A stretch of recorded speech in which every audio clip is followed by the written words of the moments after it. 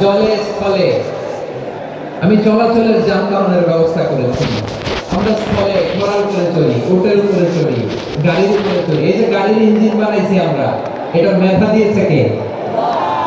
আবার সাগরের মধ্যে আমরা নৌযান, জলযান, বড় বড় জাহাজ দিয়ে এক মহাদেশ থেকে আরেক মহাদেশ যাই, এক দেশ থেকে মালামাল গুলো আরেক দেশে পাঠাই। সাগরের ভেতরে নৌকা গুলোরে ধরে রাখলো কে? ওয়ালফুলকিল্লাতী তাজরি ফিল বাহরি বিমা ইয়ানফাউন নাস। মানুষের উপকার আছে এরকম সরঞ্জামাদি নিয়ে সাগরের উপরে বিশাল বিশাল জলযানগুলো চলে। এগুলো ডুবে যায় না, গাছ হয়ে যায় না, পড়ে যায় না। এগুলোকে স্থিতিস্থাপকতাকে ঠিক করে রাখলো কে? আপনারা জাহাজ দেখেছেন? জাহাজ, হ্যাঁ, বাড়ি চট্টগ্রাম গেলে দেখতে পারবেন, দেখছেন? বিশাল বিশাল জাহাজ, বিশাল জাহাজ মালামাল নিয়ে এক মহাদেশ থেকে আরেক মহাদেশে যায়। গত মাসে আমার জাপান সফর ছিল। এই যে বাংলাদেশে যে গাড়িগুলো চালান, বেশিরভাগ গাড়ি আসে কিন্তু জাপান থেকে। হাজার হাজার গাড়ি একটা জাহাজ বহন করতে পারে, হাজার হাজার গাড়ি।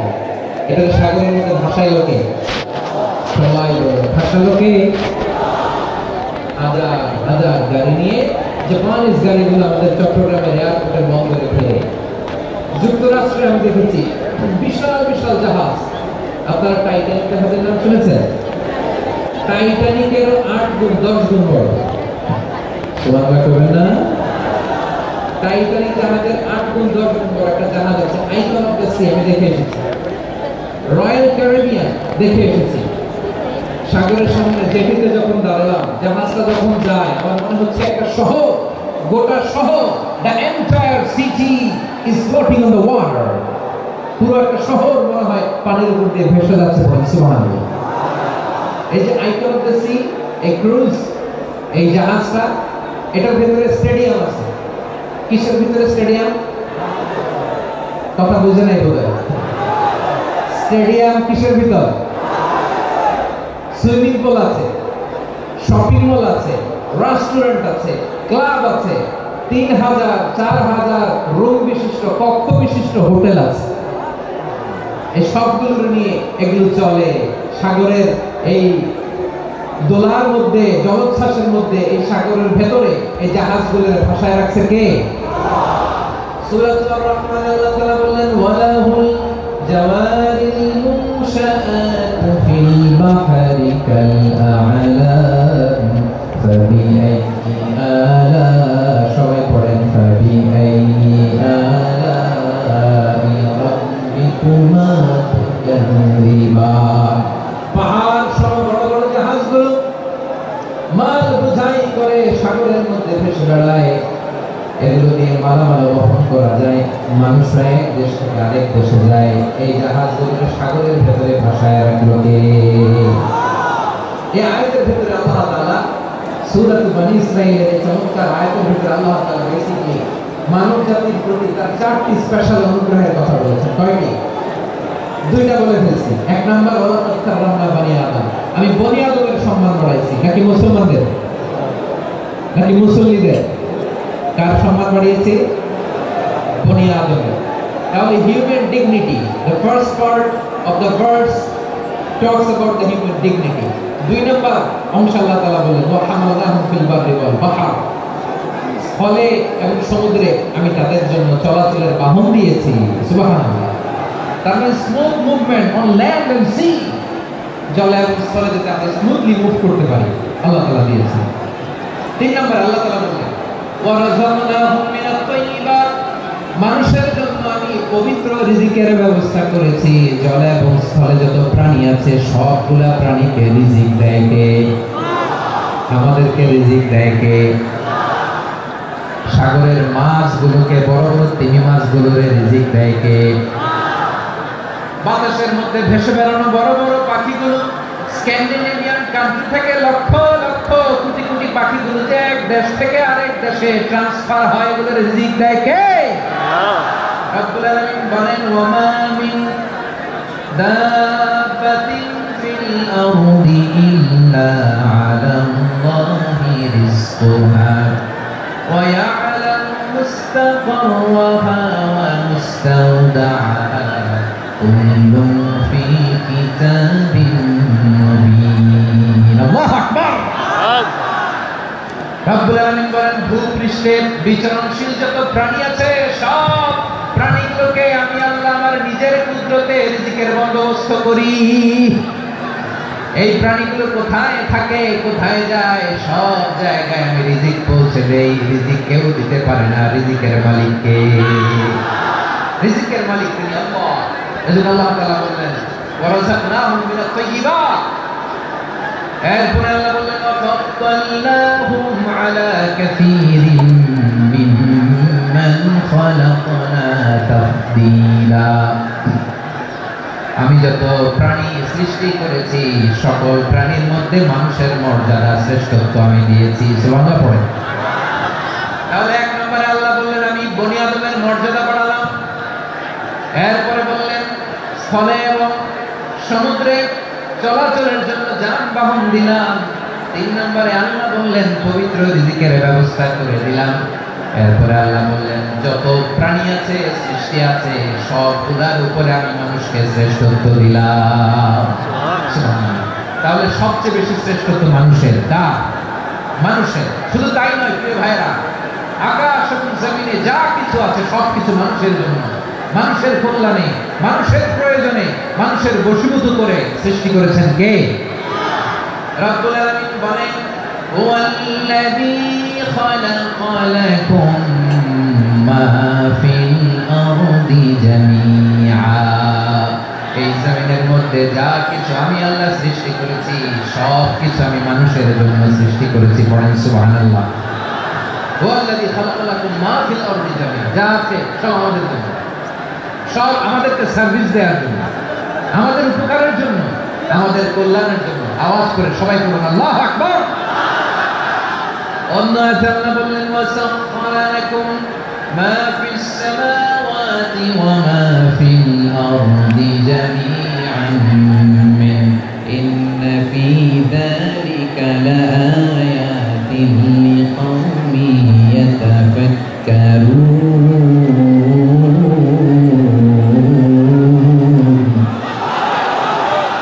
প্রথম আয়াতে আল্লাহ বললেন জমিনে যা আছে সব তোমাদের কল্যাণে আমি সৃষ্টি করলাম।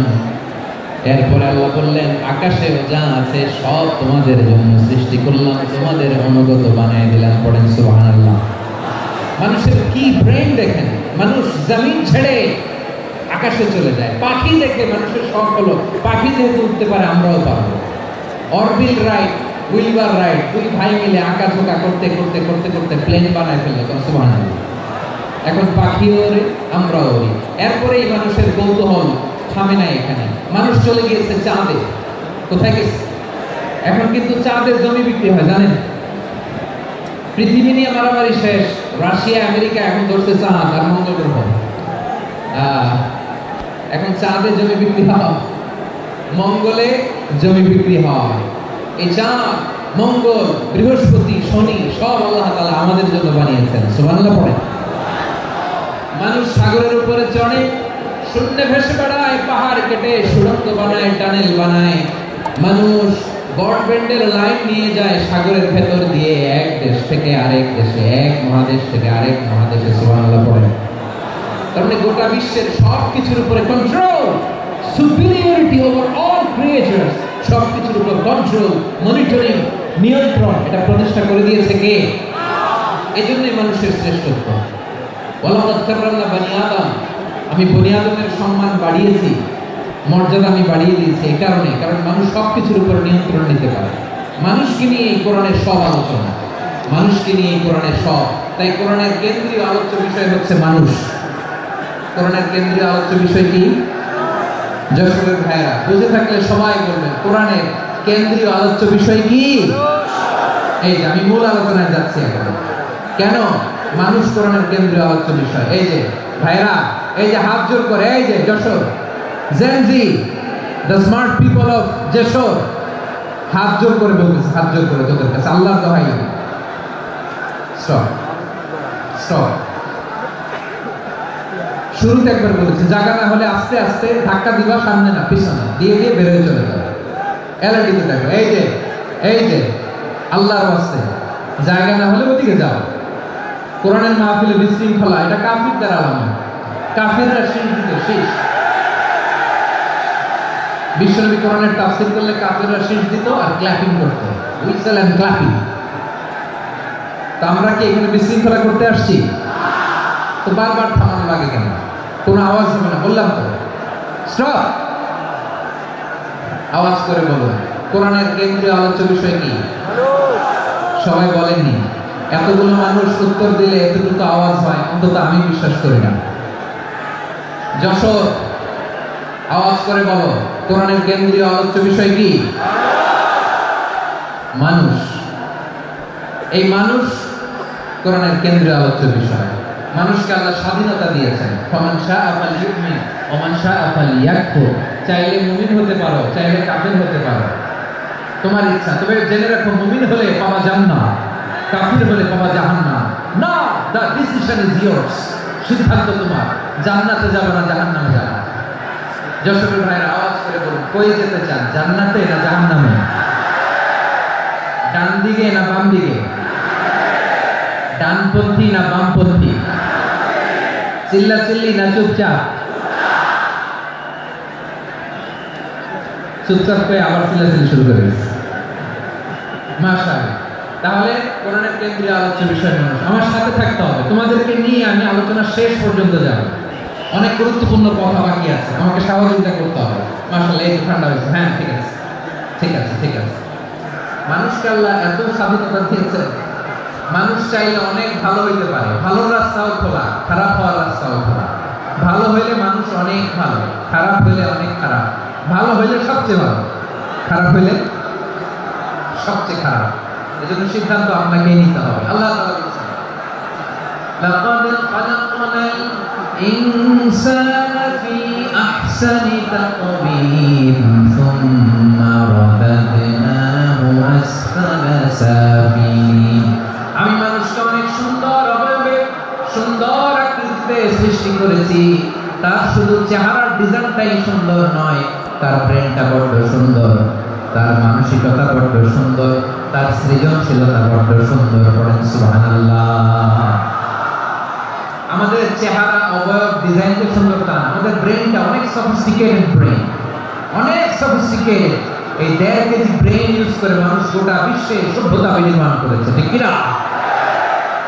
এই ব্রেন আল্লাহ আমাকে দিয়েছে। এটা কাজে লাগালে, আপনার 6 সেন্স কাজে লাগালে আপনি অনন্য মানুষ হয়ে উঠবেন, মহামানবে রূপান্তরিত হবেন। মানুষ হতে পারে, চাইলেই মহামানব হতে পারে। আবার যদি মানুষ চায়, খারাপও হতে পারে। আল্লাহ বলেন শুধু ভালোই না, ভালো হতে চাইলে অনেক ভালো তুমি হতে পারো, আবার খারাপ হতে চাইলে অনেক খারাপ তুমি হতে পারো। সুম্মা রাদাদনাহু আসফালা সাফিলিন।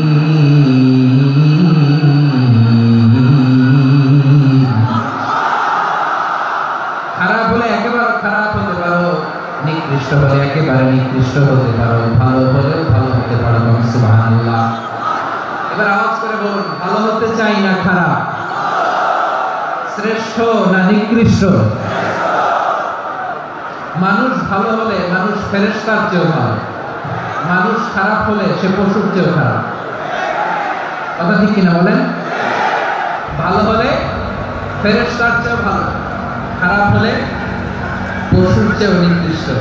তার মানে শ্রেষ্ঠত্বে মানুষ, শ্রেষ্ঠত্বে ফেরেশতাকে হার মানায়, আর অধঃপতনে শ্রেষ্ঠত্বে ফেরেশতাকে ছাড়িয়ে যায়, আর অধঃপতনে পশুকেও হার মানায়। আই রিপিট, আমি আবারও বলছি, মানুষ শ্রেষ্ঠত্বে ফেরেশতাকে ছাড়িয়ে যায়, আর অধঃপতনে সে পশুকেও হার মানায়। আওয়াজ করে বলতে হবে, ঠিক কিনা? এটার প্রমাণ কি? মানুষ শ্রেষ্ঠ হইলে যে ফেরেশতার চেয়েও সেরা, তার প্রমাণ কি? আল্লাহ তাআলা বলছেন, ওয়া ইয কুলনা লিল মালাইকাতি ইসজুদু লিআদামা ফাসাজাদু ইল্লা ইবলিস আবা ওয়াস্তাকবারা ওয়া কানা মিনাল কাফিরিন। আল্লাহ বলেন, স্মরণ করো সে সময়ের কথা যখন আমি ফেরেশতাদেরকে বললাম, ও ফেরেশতারা, আদমকে সিজদা দাও। সব ফেরেশতারা সম্মানসূচক সেজদা আদমকে দিল, তারা আদমের জন্য সেজদায় লুটিয়ে পড়লো। একজন ছাড়া, তার নাম ইবলিস। আওয়াজ করে বলেন তার নাম কি? সে অহংকার প্রদর্শন করলো, সে কাফের হয়ে গেল। বাকি সব ফেরেশতারা সেজদা দিল। সুবহানাল্লাহ। আবার আদম আলাইহিস সালামকে আল্লাহ জিজ্ঞেস করলেন, সব বলে দিল উত্তর, কিন্তু ফেরেশতাদেরকে একই প্রশ্ন জিজ্ঞেস করলেন, তারা উত্তর করতে পারে নাই। তার মানে এর মধ্য দিয়ে প্রমাণিত হয়, মানুষ ভালো হলে ফেরেশতার চেয়েও ভালো, ফেরেশতার চেয়েও মানুষের মর্যাদা বাড়িয়ে দিয়েছে কে? সব নূরের ফেরেশতা যখন মাটির আদমকে সেজদা দেয়, এটা প্রমাণ করে ফেরেশতার চেয়েও মানুষের মর্যাদা বাড়িয়ে দিয়েছে কে? তুমি মাটির আদমকে প্রথম সৃষ্টি করিয়া ঘোষণা করিয়া দিলে শ্রেষ্ঠ বলিয়া, তাই তো নূরের ফেরেশতা করে আদমকে সেজদা। ঠিক কিনা বলে? তাই তো নূরের ফেরেশতা করে আদমকে সেজদা। সবার চেয়ে সম্মান দিলে মাটির আদমকে। আল্লাহু আল্লাহু তুমি জানলে জালালুহু, শেষ করা তো যায় না গে তোমার গুণগান। পড়েন না? পড়েন। আল্লাহু আল্লাহু তুমি জানলে জালালুহু, শেষ করা তো যায় না গে তোমার গুণগান। আল্লাহু আল্লাহু। আল্লাহু আকবার। আদমের মর্যাদা বেশি, মানুষের মর্যাদা বেশি, মানুষ শ্রেষ্ঠ তার প্রমাণ নূরের ফেরেশতা মাটির আদমকে সেজদা করে। আওয়াজ করে বলেন ঠিক কিনা? তাহলে মানুষ ভালো হলে ফেরেশতার চেয়ে ভালো। আবার মানুষ যদি খারাপ হয়, সে পশুর চেয়েও খারাপ। অধঃপতনে পশুর থেকে হার মারে। তার প্রমাণ কি? প্রমাণ হচ্ছে যশোরের ভাইয়া পত্রিকা নিউজ পেপারে মাঝে মাঝে এরকম দেখা যায়, এক মানুষ আরেক মানুষকে হত্যা করে 20 টুকরা করে বস্তার ভিতরে পড়েছে। আপনারা এই নিউজ পড়েন নাই না? দেখেননি? দেখছেন? মানুষ মানুষকে হত্যা করে কয় টুকরা? জোরে বলেন। এখানেই থামতে হবে। আবার কোথায় পড়ছে? বস্তার ভিতরে। আচ্ছা, বুঝে থাকলে আওয়াজ করে বলেন, কোনদিন শুনছেন একটা হাতি আর একটা হাতিকে হত্যা করে 20 টুকরা করছে, এরপরে বস্তার ভিতরে পড়ছে? হয়েছে? তাহলে দেখেন, মানুষ যদি খারাপ হয়, সে পশুকেও হার মানায়। চিল্লায় বলো ঠিক কিনা? এমনও দুশ্চরিত্র মানুষ আছে যার নজর থেকে 6 মাসের ছোট্ট মেয়ে থেকে শুরু করে 80 বছরের বৃদ্ধাও নিরাপদ নয়। পশুকেও হার মানায়। মানুষ মানুষের ঘর জ্বালিয়ে তুলে কাছাকার করে দেয়, জনপদের পর জনপদ জ্বালায় দেয়। এরকম আছে না নাই? বোমা মেরে শহরগুলো উড়িয়ে দেয়। এই যে ইসরায়েল গাজার মধ্যে যে অ্যাটাক করেছে, এরা মসজিদ মানেনি, মসজিদে বোম ফেলেছে। এরা খ্রিস্টানদের চার্চ, গির্জা মানে নাই, গির্জায় বোম ফেলেছে। পৃথিবীর ইতিহাসে never happened in the history of the world that someone bombed on a hospital, on an ICU standard. এমন হাসপাতাল যেখানে আইসিইউ রোগীরা আছে, ওই হাসপাতালের উপরও ইসরায়েলি সৈনিকেরা বোমা মেরেছে। জোরে বলেন ঠিক কিনা? এরা মানুষ? আওয়াজ করে বলেন, এরা মানুষ না। প্রিয় ভাইরা, চোখ কান নাক মুখ থাকলে মানুষ না। যা সামনে দেখেন এগুলো সব মানুষ না, এগুলো জনসংখ্যা। এগুলো কি? সবাই বলুন, এগুলো কি? বাড়ছে জনসংখ্যা, কমছে মানুষ। বাড়ছে জনসংখ্যা, কমছে। এই দুনিয়া এখন তো সেই দুনিয়া নাই, মানুষ নামের মানুষ আছে, দুনিয়া বোঝায়। সেই মানুষের ভিড়ে আমার আসল মানুষ না। ঠিক না? আসল মানুষের বড্ড অভাব, আসল মানুষের বড্ড অভাব। আমার ভাইয়েরা, মানুষ খারাপ হলে পশুকেও হার মানায়। আচ্ছা, আওয়াজ করে বলেন, এই যশোরের ছেলেরা লিখা, আওয়াজ করে বলেন, যে ইসরায়েলি সোলজাররা উপর থেকে বোমা মারলো, তারাও মানুষ? তারাও কি? ওরাও রক্তের মাংসের মানুষ, ওদেরও পরিবার আছে। বোমা মেরে যে মেয়েটাকে তারা অনাথ বানায়, ইয়াতীম বানায়, ও কিন্তু বাসায় ওর মেয়েটাকে রেখে আসছে, ঠিক কিনা বলেন? বম্বিং করে যে বাবাকে মেরে, স্বামীকে মেরে, স্ত্রীকে বিধবা বানায়, তারও ঘরে স্ত্রী আছে। উপর থেকে বম মেরে মানুষ মেরে দিচ্ছে, তারাও মানুষ। 1945 সালের 6 আগস্ট আমেরিকান সোলজাররা হিরোশিমায় বম মেরেছে। আমি নিজে দেখে এসেছি যে হিরোশিমাতে সকাল 8:15 মানুষ কেউ অফিসে যাচ্ছিল, কেউ খেতে খামারে কাজ করতে যাচ্ছিল, লিটল বয় নামে একটা বোম মেরেছে তারা। এই বোমের আঘাতে, পারমাণবিক এই বোমার রেডিয়েশনে আঘাতে বোম ব্লাস্ট হওয়ার পরে মুহূর্তের মধ্যে 1,40,000 নাই। উপর থেকে যারা মারতেছে এরাও মানুষ, যাদেরকে মারলো তারাও। তার মানে মানুষের পার্থক্য আছে না? নেই? মানুষের পার্থক্য আছে। নাক কান চোখ মুখ থাকলেই মানুষ নয়। বাড়ছে জনসংখ্যা, কমছে মানুষ, ঠিক কিনা? তাহলে আমরা বুঝলাম মানুষ ভালো হলে অনেক ভালো, খারাপ হলে অনেক খারাপ। ও আমার কলিজার টুকরা যশোরের ভাইরা, আসুন না 3 দিন কোরআনের ঐতিহাসিক প্রোগ্রাম থেকে আমরা সিদ্ধান্ত নিই, আমরা ভালো মানুষ হব নাকি খারাপ মানুষ হব? কলিজা থেকে, প্রাণ থেকে আওয়াজ করে সবাই বলুন, ভালো মানুষ নাকি খারাপ মানুষ? ভালো মানুষ। ভালো মানুষ যারা জগৎটাকে এনলাইটেন করবে, যারা এনলাইটেন করবে, যারা সত্যের বীর সেনানী হয়ে দাঁড়াবে, যারা সত্যের পক্ষে কথা বলবে, যারা জালিমের মস্তককে ভেঙে ঠাম করে দেবে। এরকম হওয়ার দরকার আছে না নাই? এরকম ভালো মানুষ আমরা হতে চাই কি চাই না? মানুষকে যত্ন নিলে মানুষ যে কত ভালো হয় আপনি কল্পনা করতে পারবেন না। এই যে আপনাদের যশোরে যে ভালো ছেলেগুলো আছে, যে ভালো তরুণগুলো আছে, যে যুবকগুলো আছে, যে ভালো আলেমরা আছে, ভালো নেতারা আছে, সবাই যদি তাদের মতো হতো, পুরো যশোরটা একটা জান্নাতের টুকরা হয়ে যেত। আওয়াজ করে বলেন ঠিক কিনা?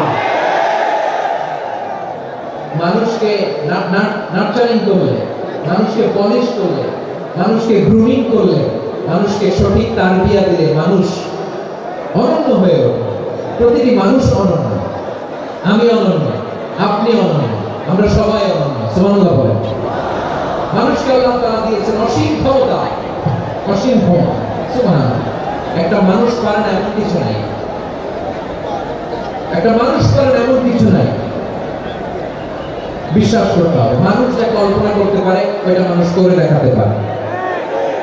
যশোরের ভাই, আই রিপিট, আমি আবারও বলছি, এই চিল্লাচিল্লি করলে আমার এই গুরুত্বপূর্ণ কথা তোমরা মিস করবা, মিস করবা। কপাল পড়া হয় না, আওয়াজ করে কপাল পড়া হবে না। আমার দিকে তাকাও। মানুষ, মানুষ যা কল্পনা করতে পারে সেটা মানুষ করে দেখাতে পারে। তুমি তোমার কল্পনার রাজ্যকে সাজাও, তোমাকে হারাতে পারে এমন কোন শক্তি আল্লাহর জমিনে না। তোমার কি শক্তি, কি সম্ভাবনা তুমি জানোই না। তুমি এদিকে তাকাও কেন? তোমার রাস্তা তো ওই দূরে, তুমি কোথায় যাও? আল্লাহ তোমার টেনে কোথায় নিয়ে যাবে তুমি কিছুই জানো না। Plan big, dream big. কল্পনার শক্তিকে বড় করো। মানুষ যা কল্পনা করতে পারে মানুষ তা করে দেখাতে পারে। মানুষের কাছে অসাধ্য কিছু নাই। মৃত্যু ছাড়া, মৃত্যু ছাড়া মানুষ সব কিছুকে জয় করতে পারে। মৃত্যু ছাড়া যে কোনো অসাধ্যকে সাধন করার ক্ষমতা মানুষকে দিয়ে দিয়েছে কে? হারার জন্য তোমার জন্মই হয়নি, তোমার জন্ম হয়েছে জেতার জন্য, বিজয়ের জন্য তোমার জন্ম। মানুষের শুরুটাই হয় বিজয় দিয়ে। যশোর, আওয়াজ করে বলো, মানুষের শুরু হয় কি দিয়ে? আমরা যখন আমার পিতার পৃষ্ঠদেশে ছিলাম, পিতার পৃষ্ঠদেশ থেকে শুক্রাণু যখন মায়ের গর্ভদেশে যেয়ে পড়ে, কতটা শুক্রাণু ভ্রমণ শুরু করে জানো? 20 কোটি শুক্রাণু। একবার সিমেন আউট হলে সেখানে 20 কোটি শুক্রাণু থাকে, ভ্রমণ শুরু করে। ওই 20 কোটি শুক্রাণুর মধ্যে থেকে তুমি আমি আজকে এক বিকশিত শুক্রাণু মানব রূপে পৃথিবীতে এসেছি। সুবহানাল্লাহ। ওই 20 কোটি শুক্রাণুর প্রতিযোগিতায় সবাই পেছনে ফেলে সেদিন আমি সফল হয়েছিলাম, সেদিন আমি বিজয়ী হয়েছিলাম। সেদিন আমি এত ছোট ছিলাম, মাইক্রোস্কোপ দিয়েও আমার অস্তিত্ব টের পাওয়া যায় না। আমি এত তুচ্ছ ছিলাম, নগণ্য ছিলাম, আমার কাজ ছিল না, আমার চোখ ছিল না, আমার হাত ছিল না, আমার জন্য রিকমেন্ডেশন করার মতো মামু ছিল না, খালা ছিল না, কেউ ছিল না। তারপরেও ওই প্রতিযোগিতায়, ওই কম্পিটিশনে যখন আমার কেউ হারাতে পারে নাই, আল্লাহর জমিনেও আমার কেউ হারাতে পারে না। হারার জন্য তোমার জন্মই হয় নাই, তুমি আশ্চর্য জিতার জন্য। সুবহানাল্লাহ। বিশ্বনবী বলেন, আন-নাসু মাআদিন কামাআদিনিল যাহাবি ওয়াল ফিদ্দা খিয়ারুহুম ফিল জাহিলিয়াতি খিয়ারুহুম ফিল ইসলাম। Peoples are like mines of gold and silver. সোনার খনি, রূপার খনি, একদম বড় খনি হচ্ছে এই মানব সম্পদের খনি। আওয়াজ করে বলেন আল্লাহু আকবার। আল্লাহ তাআলা এই সম্পদ আমাদেরকে দিয়েছে। বিশ্বনবী বলেন, মানুষ হচ্ছে খনির মতো। খিয়ারুহুম ফিল জাহিলিয়াতি খিয়ারুহুম ফিল ইসলাম।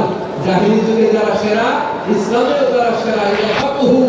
যদি তারা বিদ্বান হয় তাহলে তাদেরকে সেরা বানাই দিবে কে? তাহলে মানুষের চেয়ে সেরা কেউ হতে পারে? মানুষের চেয়ে অন্য কেউ হতে পারে? মানুষকে কেউ হারাতে পারে? আওয়াজ করে বলো, তোমাকে কেউ হারাতে পারবে? এই সাহস জাগছে আজকের আলোচনা থেকে। আমি তুমি অনন্য, আমাকে তোমাকে হারায় দেওয়া এত সহজ না, ঠিক কিনা? একটা কথা জীবনের সাথে সেট করে নিতে হবে, আমি জিতি নয় শিখি, আমি কখনো হারি না। জীবনের সাথে সেট করে নাও, জেনজি অফ দ্য সোল, আমি কখনো হারি না, আমি হয় জিতি নয় শিখি। চিল্লায় বলো ঠিক কিনা? আমি কখনো হারি না, আমার হারানো তো সোজা না। কি সাহস জাগছে? বুকে সাহস জাগছে? তাকবীর পড়ো, লিল্লাহি তাকবীর। মানুষ হচ্ছে খনি। এই ধাক্কা ধাক্কি, আমি জানি এগুলো ভালোবাসার ধাক্কা ধাক্কি, এজন্য আমি সহ্য করে নিই। এগুলো যে ভালোবাসার ধাক্কা ধাক্কি, এটা আমরা বুঝি। পৃথিবীর কোন আইন, সিকিউরিটি প্রটোকল দিয়ে এটা মানানো যাবে না, কারণ এটা তো ভালোবাসা। লাভ লাভ কোন আইন কারণ দিয়ে বাধা যায় না, মানানো যায় না, ঠিক কিনা বলো?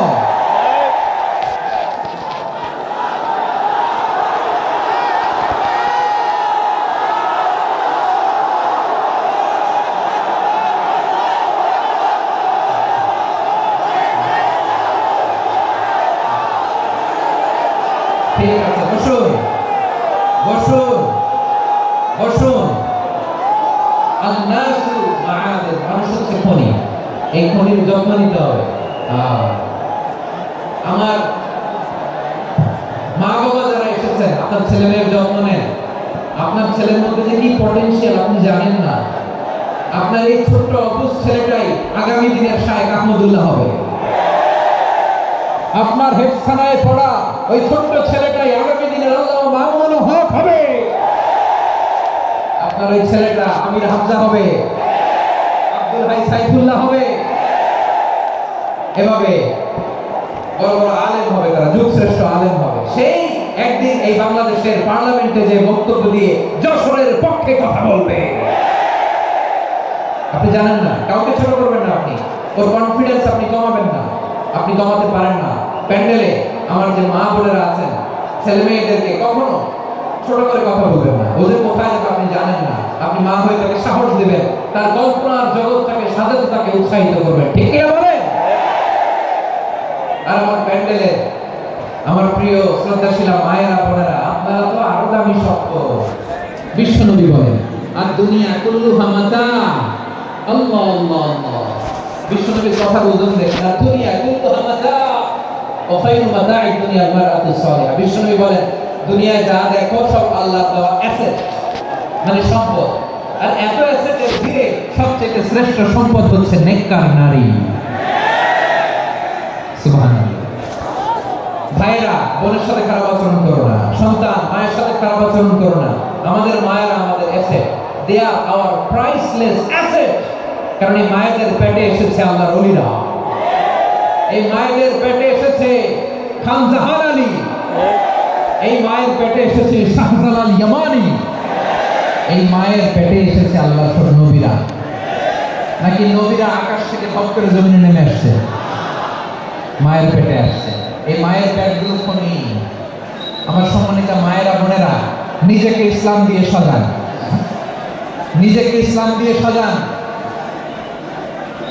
নিজেকে পবিত্র রাখুন, নিজের আব্রু ঈমান ইজ্জতের হেফাজত করুন, কোরআন পড়ুন, সুন্নাহ পড়ুন। আপনি জানেন না আপনার গর্ভে কে আসছে, কোন ক্ষমজন্ম পুরুষকে আল্লাহ তাআলা আপনার গর্ভে পাঠাবে আপনি জানেন না। মায়েরা নিজেদেরকে পবিত্র রাখুন, ইসলাম চর্চা করুন, কোরআন চর্চা করুন, নৈতিকতা দিয়ে নিজেকে সাজান। যশোরের জেনজি নিজেদেরকে প্রস্তুত রাখো আগামীর বাংলাদেশের জন্য। নৈতিকতা, মোরালিটি, ভ্যালিউজ দিয়ে নিজেকে সাজাও, ইসলাম দিয়ে নিজেকে সাজাও, কারণ আগামীর বাংলাদেশ ইসলামের বাংলাদেশ। বাংলাদেশের আসল পরিচয় ইসলাম। বাংলাদেশের আসল পরিচয় কি? সবাই বলে না। বাংলাদেশের আসল পরিচয় কি? এই ইসলাম নিয়ে আমরা সংসদ ভবন সাজাবো, রাজি আছি না নাই? শেকড় ভুলে যাওয়া যাবে না। আমরা ধাপে ধাপে শারিয়া আইনের দিকে যাব ইনশাআল্লাহ, কিন্তু জঙ্গিবাদ দিয়ে নয়, কট্টর পন্থা দিয়ে নয়। আমরা ইন্টেলেকচুয়ালি, গ্রাজুয়ালি, ধাপে ধাপে শারিয়া আইনের দিকে মুখ করবো ইনশাআল্লাহ। বলো আল্লাহু তাকবীর। এদেশের আসল পরিচয় সবাই বলে না, আওয়াজ করে। এদেশের আসল পরিচয়, এদেশে আজান শুনে সূর্য ওঠে শহরে গ্রামে, এদেশে আজান শুনে সূর্য ডুবে সন্ধ্যা নামে, এদেশে সকল কাজে সবাই বলে বিসমিল্লাহ, এদেশে ভালো কিছু দেখে শুনে হাসি মুখে সবাই বলে মাশাআল্লাহ, সুবহানাল্লাহ, সুবহানাল্লাহ, সুবহানাল্লাহ, সুবহানাল্লাহ, সুবহানাল্লাহ, সুবহানাল্লাহ, সুবহানাল্লাহ, সুবহানাল্লাহ। ও নবীন তরুণ, তোমার কিসের এত ভয়? জেনে রেখো বাংলাদেশের আসল পরিচয়। বাংলাদেশের আসল পরিচয় ইসলাম। আওয়াজ তুলে বলো, আসল পরিচয় কি? এদেশে পরস্পরে দেখা হলে দেয় সালাম, এদেশে আমজনতার হৃদয় জুড়ে তাকালাম, ঠিক না?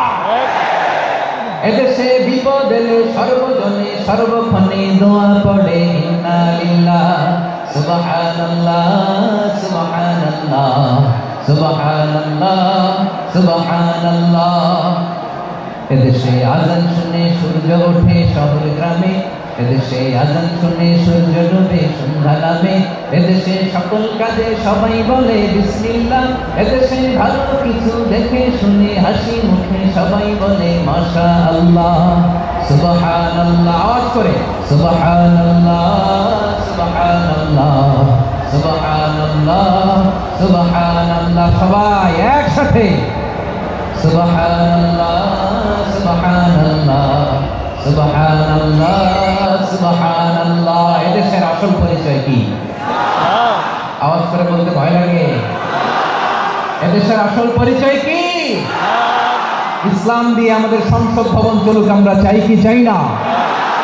বঙ্গভবনে লা ইলাহা ইল্লাল্লাহ পতাকা উড়ুক, আমরা চাই কি চাই না? প্রতিটি জেলা অফিসে, ডিসি অফিসে লা ইলাহার পতাকা ঝুলুক, আমরা চাই কি চাই না? কারা কারা চাই হাত তুলে আল্লাহরে দেখায়।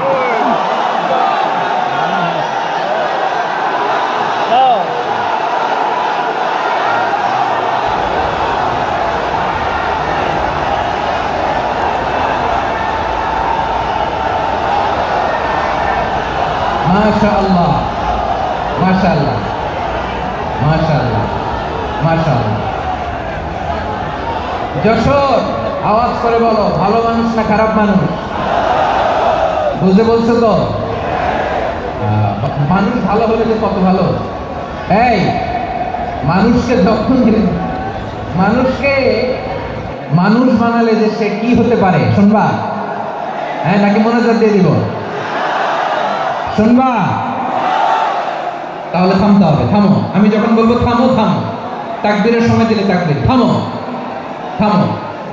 মানুষকে যত্ন নিলে, এই এদিকে এদিকে, ড্রোন নামায় ফেল। হয়েছে, ড্রোনের ফুটেজ হয়ে গেছে, এবার ড্রোন নামায় ফেল। আমার দিকে তাকাও। মানুষকে, তোমরা এদিক সেদিক তাকালে তো গুরুত্বপূর্ণ পয়েন্ট মিস হয়ে যাবে। এদিকে এদিকে, হ্যাঁ ঠিক আছে। মানুষকে যত্ন নিলে মানুষের মধ্যে যারা কি পটেনশিয়াল রেখেছে। আমি জাপানের দুইটা উদাহরণ দিই। জাপানের এইভাবে হবে, হয় বর্ষণ নয় পেছনে, কথা নেই, কথা তো বলাই যাবে না, হারাম কথা বলা আজকে একেবারে চুপ। আজকের জন্য হারাম করে দিচ্ছে আমি কিছু সময়ের জন্য, একেবারে নিষিদ্ধ। জাপানের দুইটা উদাহরণ দেই, খেয়াল করে একটু শুনেন, বুঝবেন। আল্লাহ, 2022 সালে জাপানের সাথে জার্মানির খেলা, ফিফা ওয়ার্ল্ড কাপ 2022, এক পক্ষে জাপান, আরেক পক্ষে কোন দেশ? কথা শুনে নাই। এক পক্ষে কোন দেশ, আরেক পক্ষে? সবাই এক পক্ষে, আরেক পক্ষে। ওই খেলায় জিতেছিল জাপান, জিতেছিল 22 সালের এই ফিফা ওয়ার্ল্ড কাপে জাপান ফুটবল খেলায় জিতে।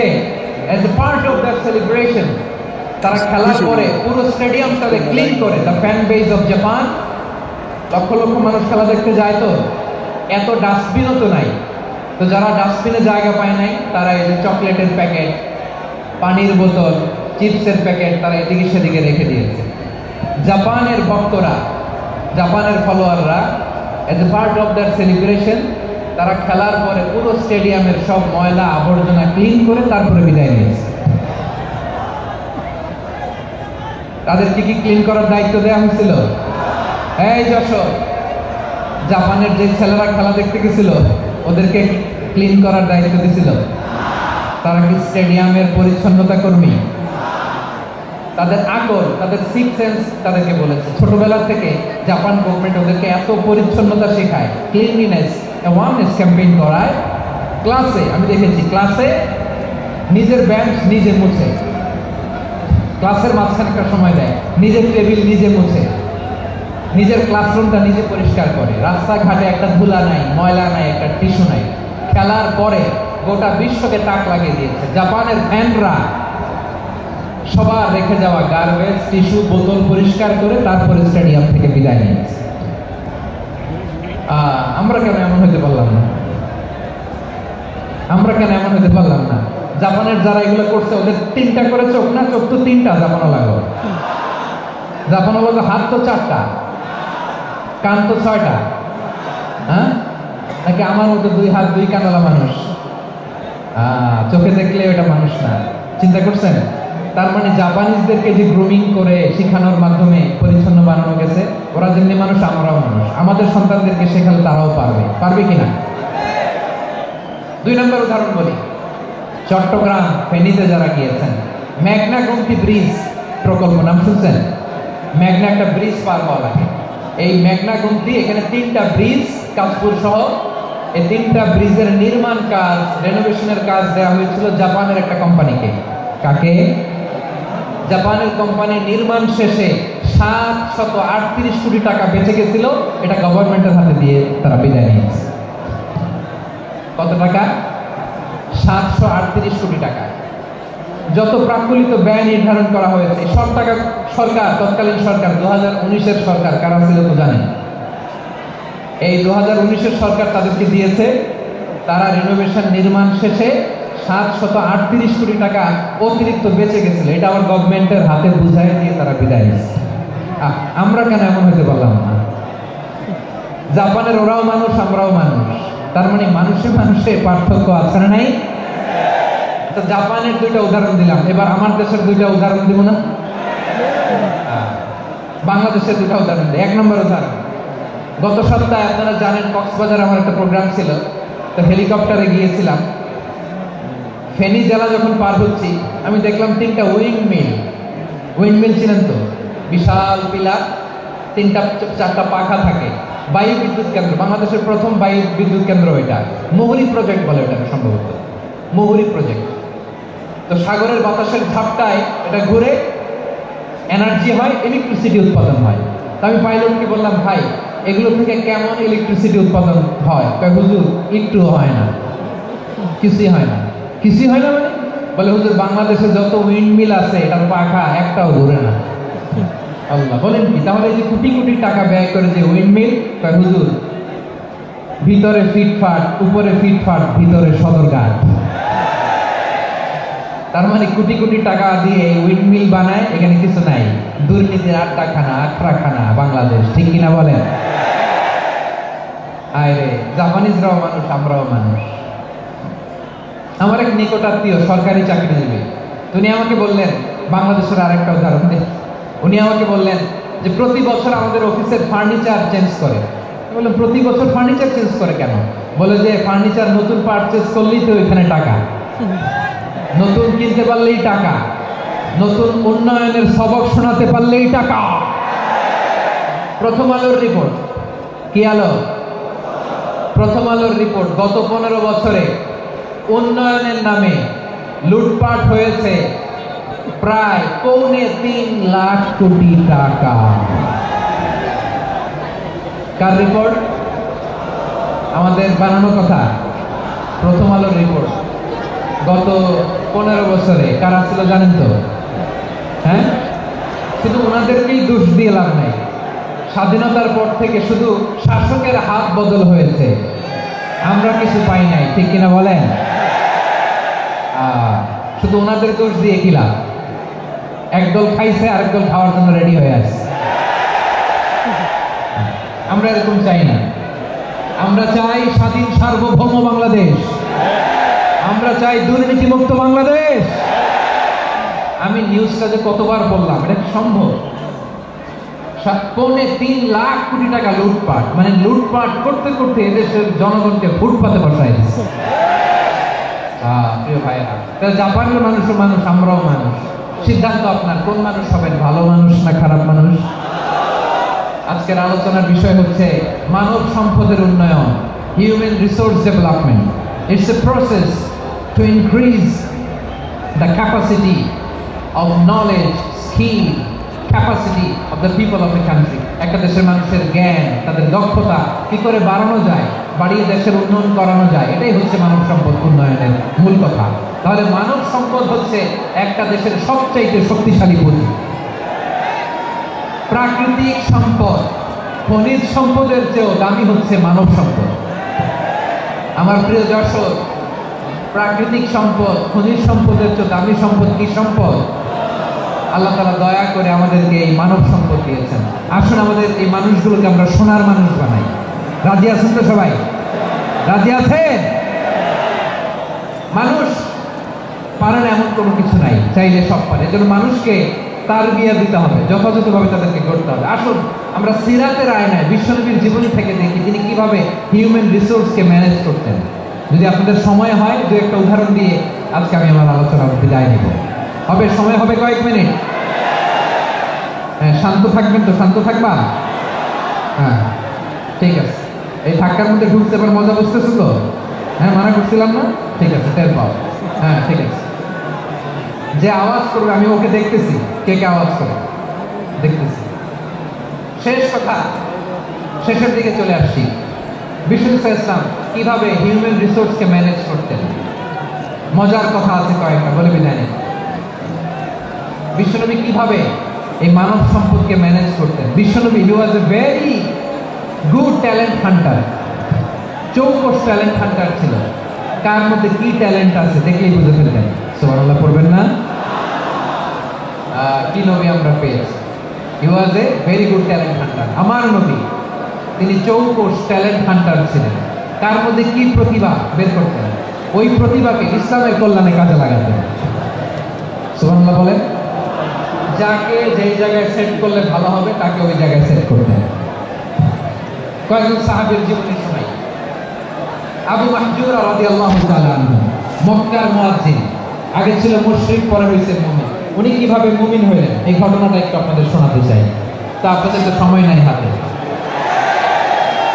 সময় আছে?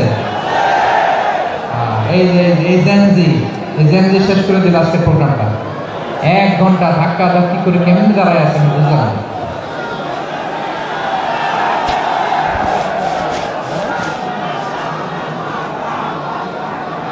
না না, তাকবির না, চুপ করতে হবে। What I need, you stop. Just shut up. চুপ। হ্যাঁ, ঠিক আছে। আবু মাহজুরা রাদিয়াল্লাহু তাআলা আনহু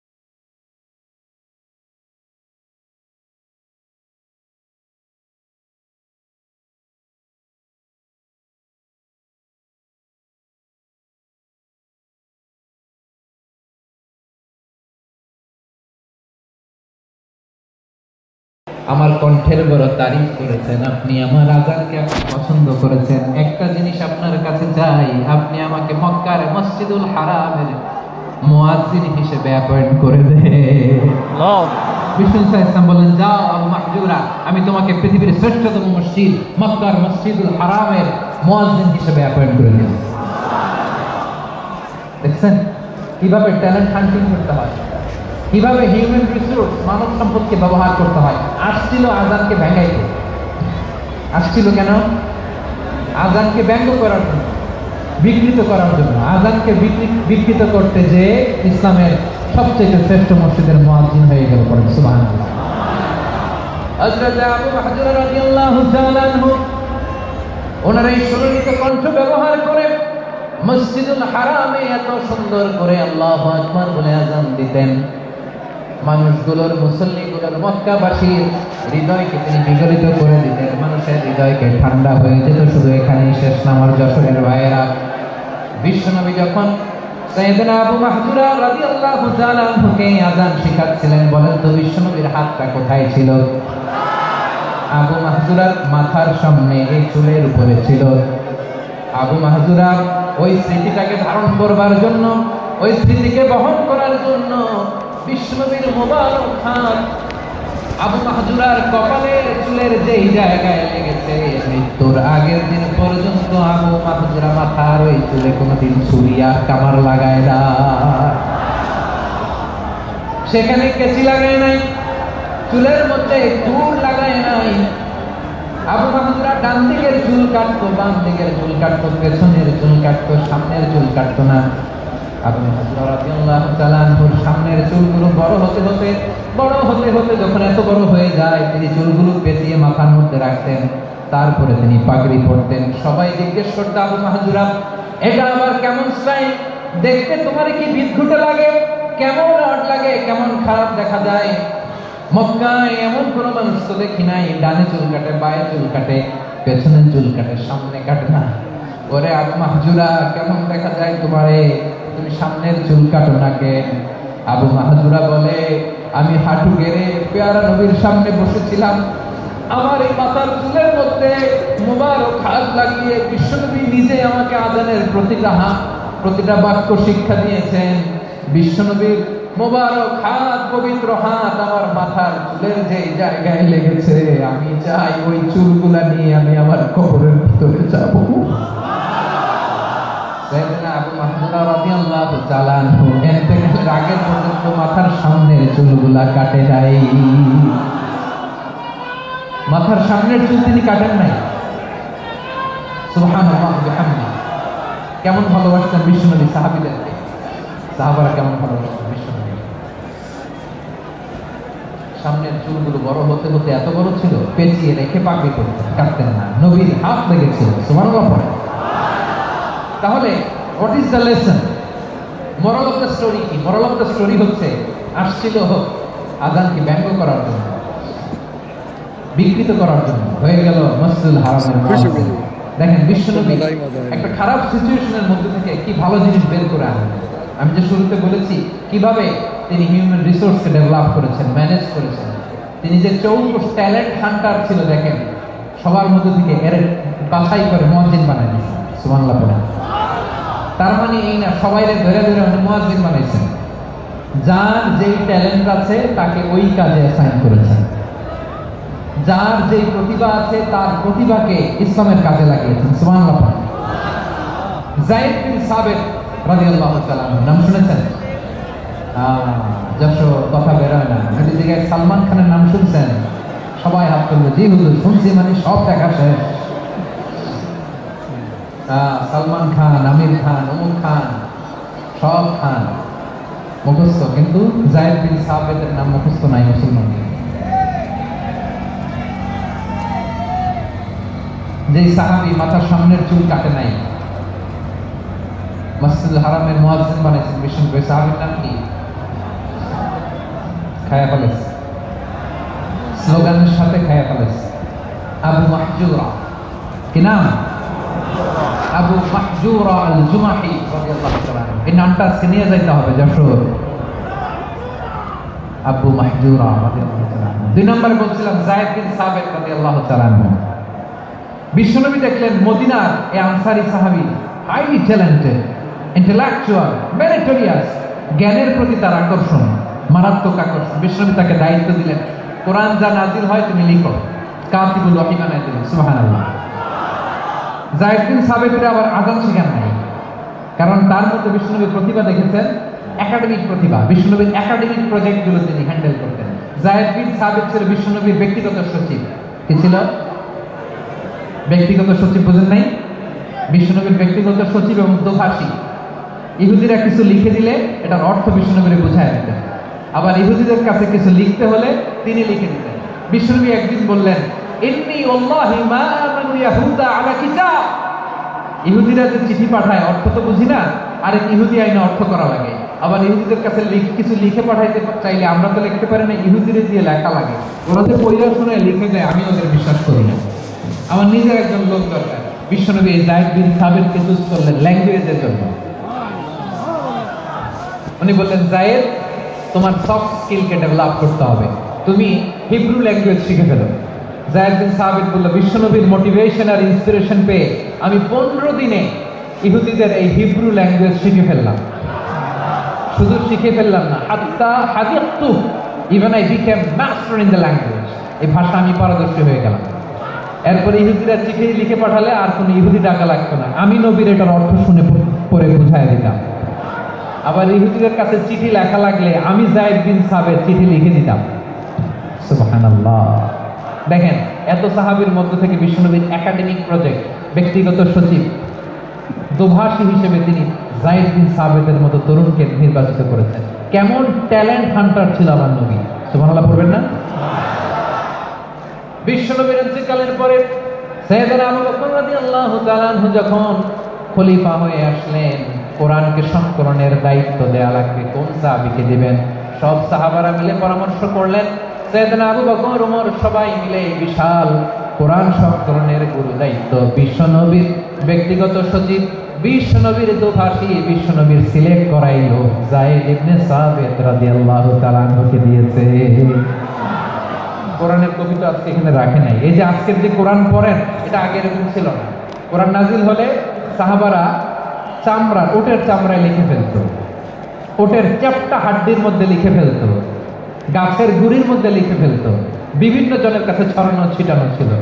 আবু বকর রাদিয়াল্লাহু তাআলা আনহু একসাথে করলেন, পরবর্তীতে উসমান রাদিয়াল্লাহু তাআলা আনহু একসাথে করলেন 114 সূরার। এখন এই মুসহাফ, এই কম্পাইলেশন, এই কপি আমরা পেয়েছি, যার হিউজ কন্ট্রিবিউশন ছিল। এই পুরো কোরআন কম্পাইলেশনের প্রজেক্ট ম্যানেজার ছিল যায়েদ বিন সাবিত রাদিয়াল্লাহু তাআলা। কোরআন কম্পাইলেশনের প্রজেক্ট ম্যানেজার। দেখেন, ওনারে মাথায় হাত দিয়ে আযান শিখায় নাই। সুবহানাল্লাহ কইবেন না? তাহলে প্রথম সাহাবী আবু মাহজুরাকে মুয়াজ্জিন বানাইলেন, যায়েদ বিন সাবিতকে ব্যক্তিগত সচিব আর দোভাষী বানালেন, মুসআব ইবনে উমাইর রাদিয়াল্লাহু তাআলা আনহুকে ইসলামের প্রথম অ্যাম্বাসেডর বানালেন। তাহলে তৃতীয় নম্বর একজন সাহাবীর নাম বলছি, মুসআব ইবনে উমাইর। মুসআব কি নাম? মুসআব। নামটা কেমন লাগে?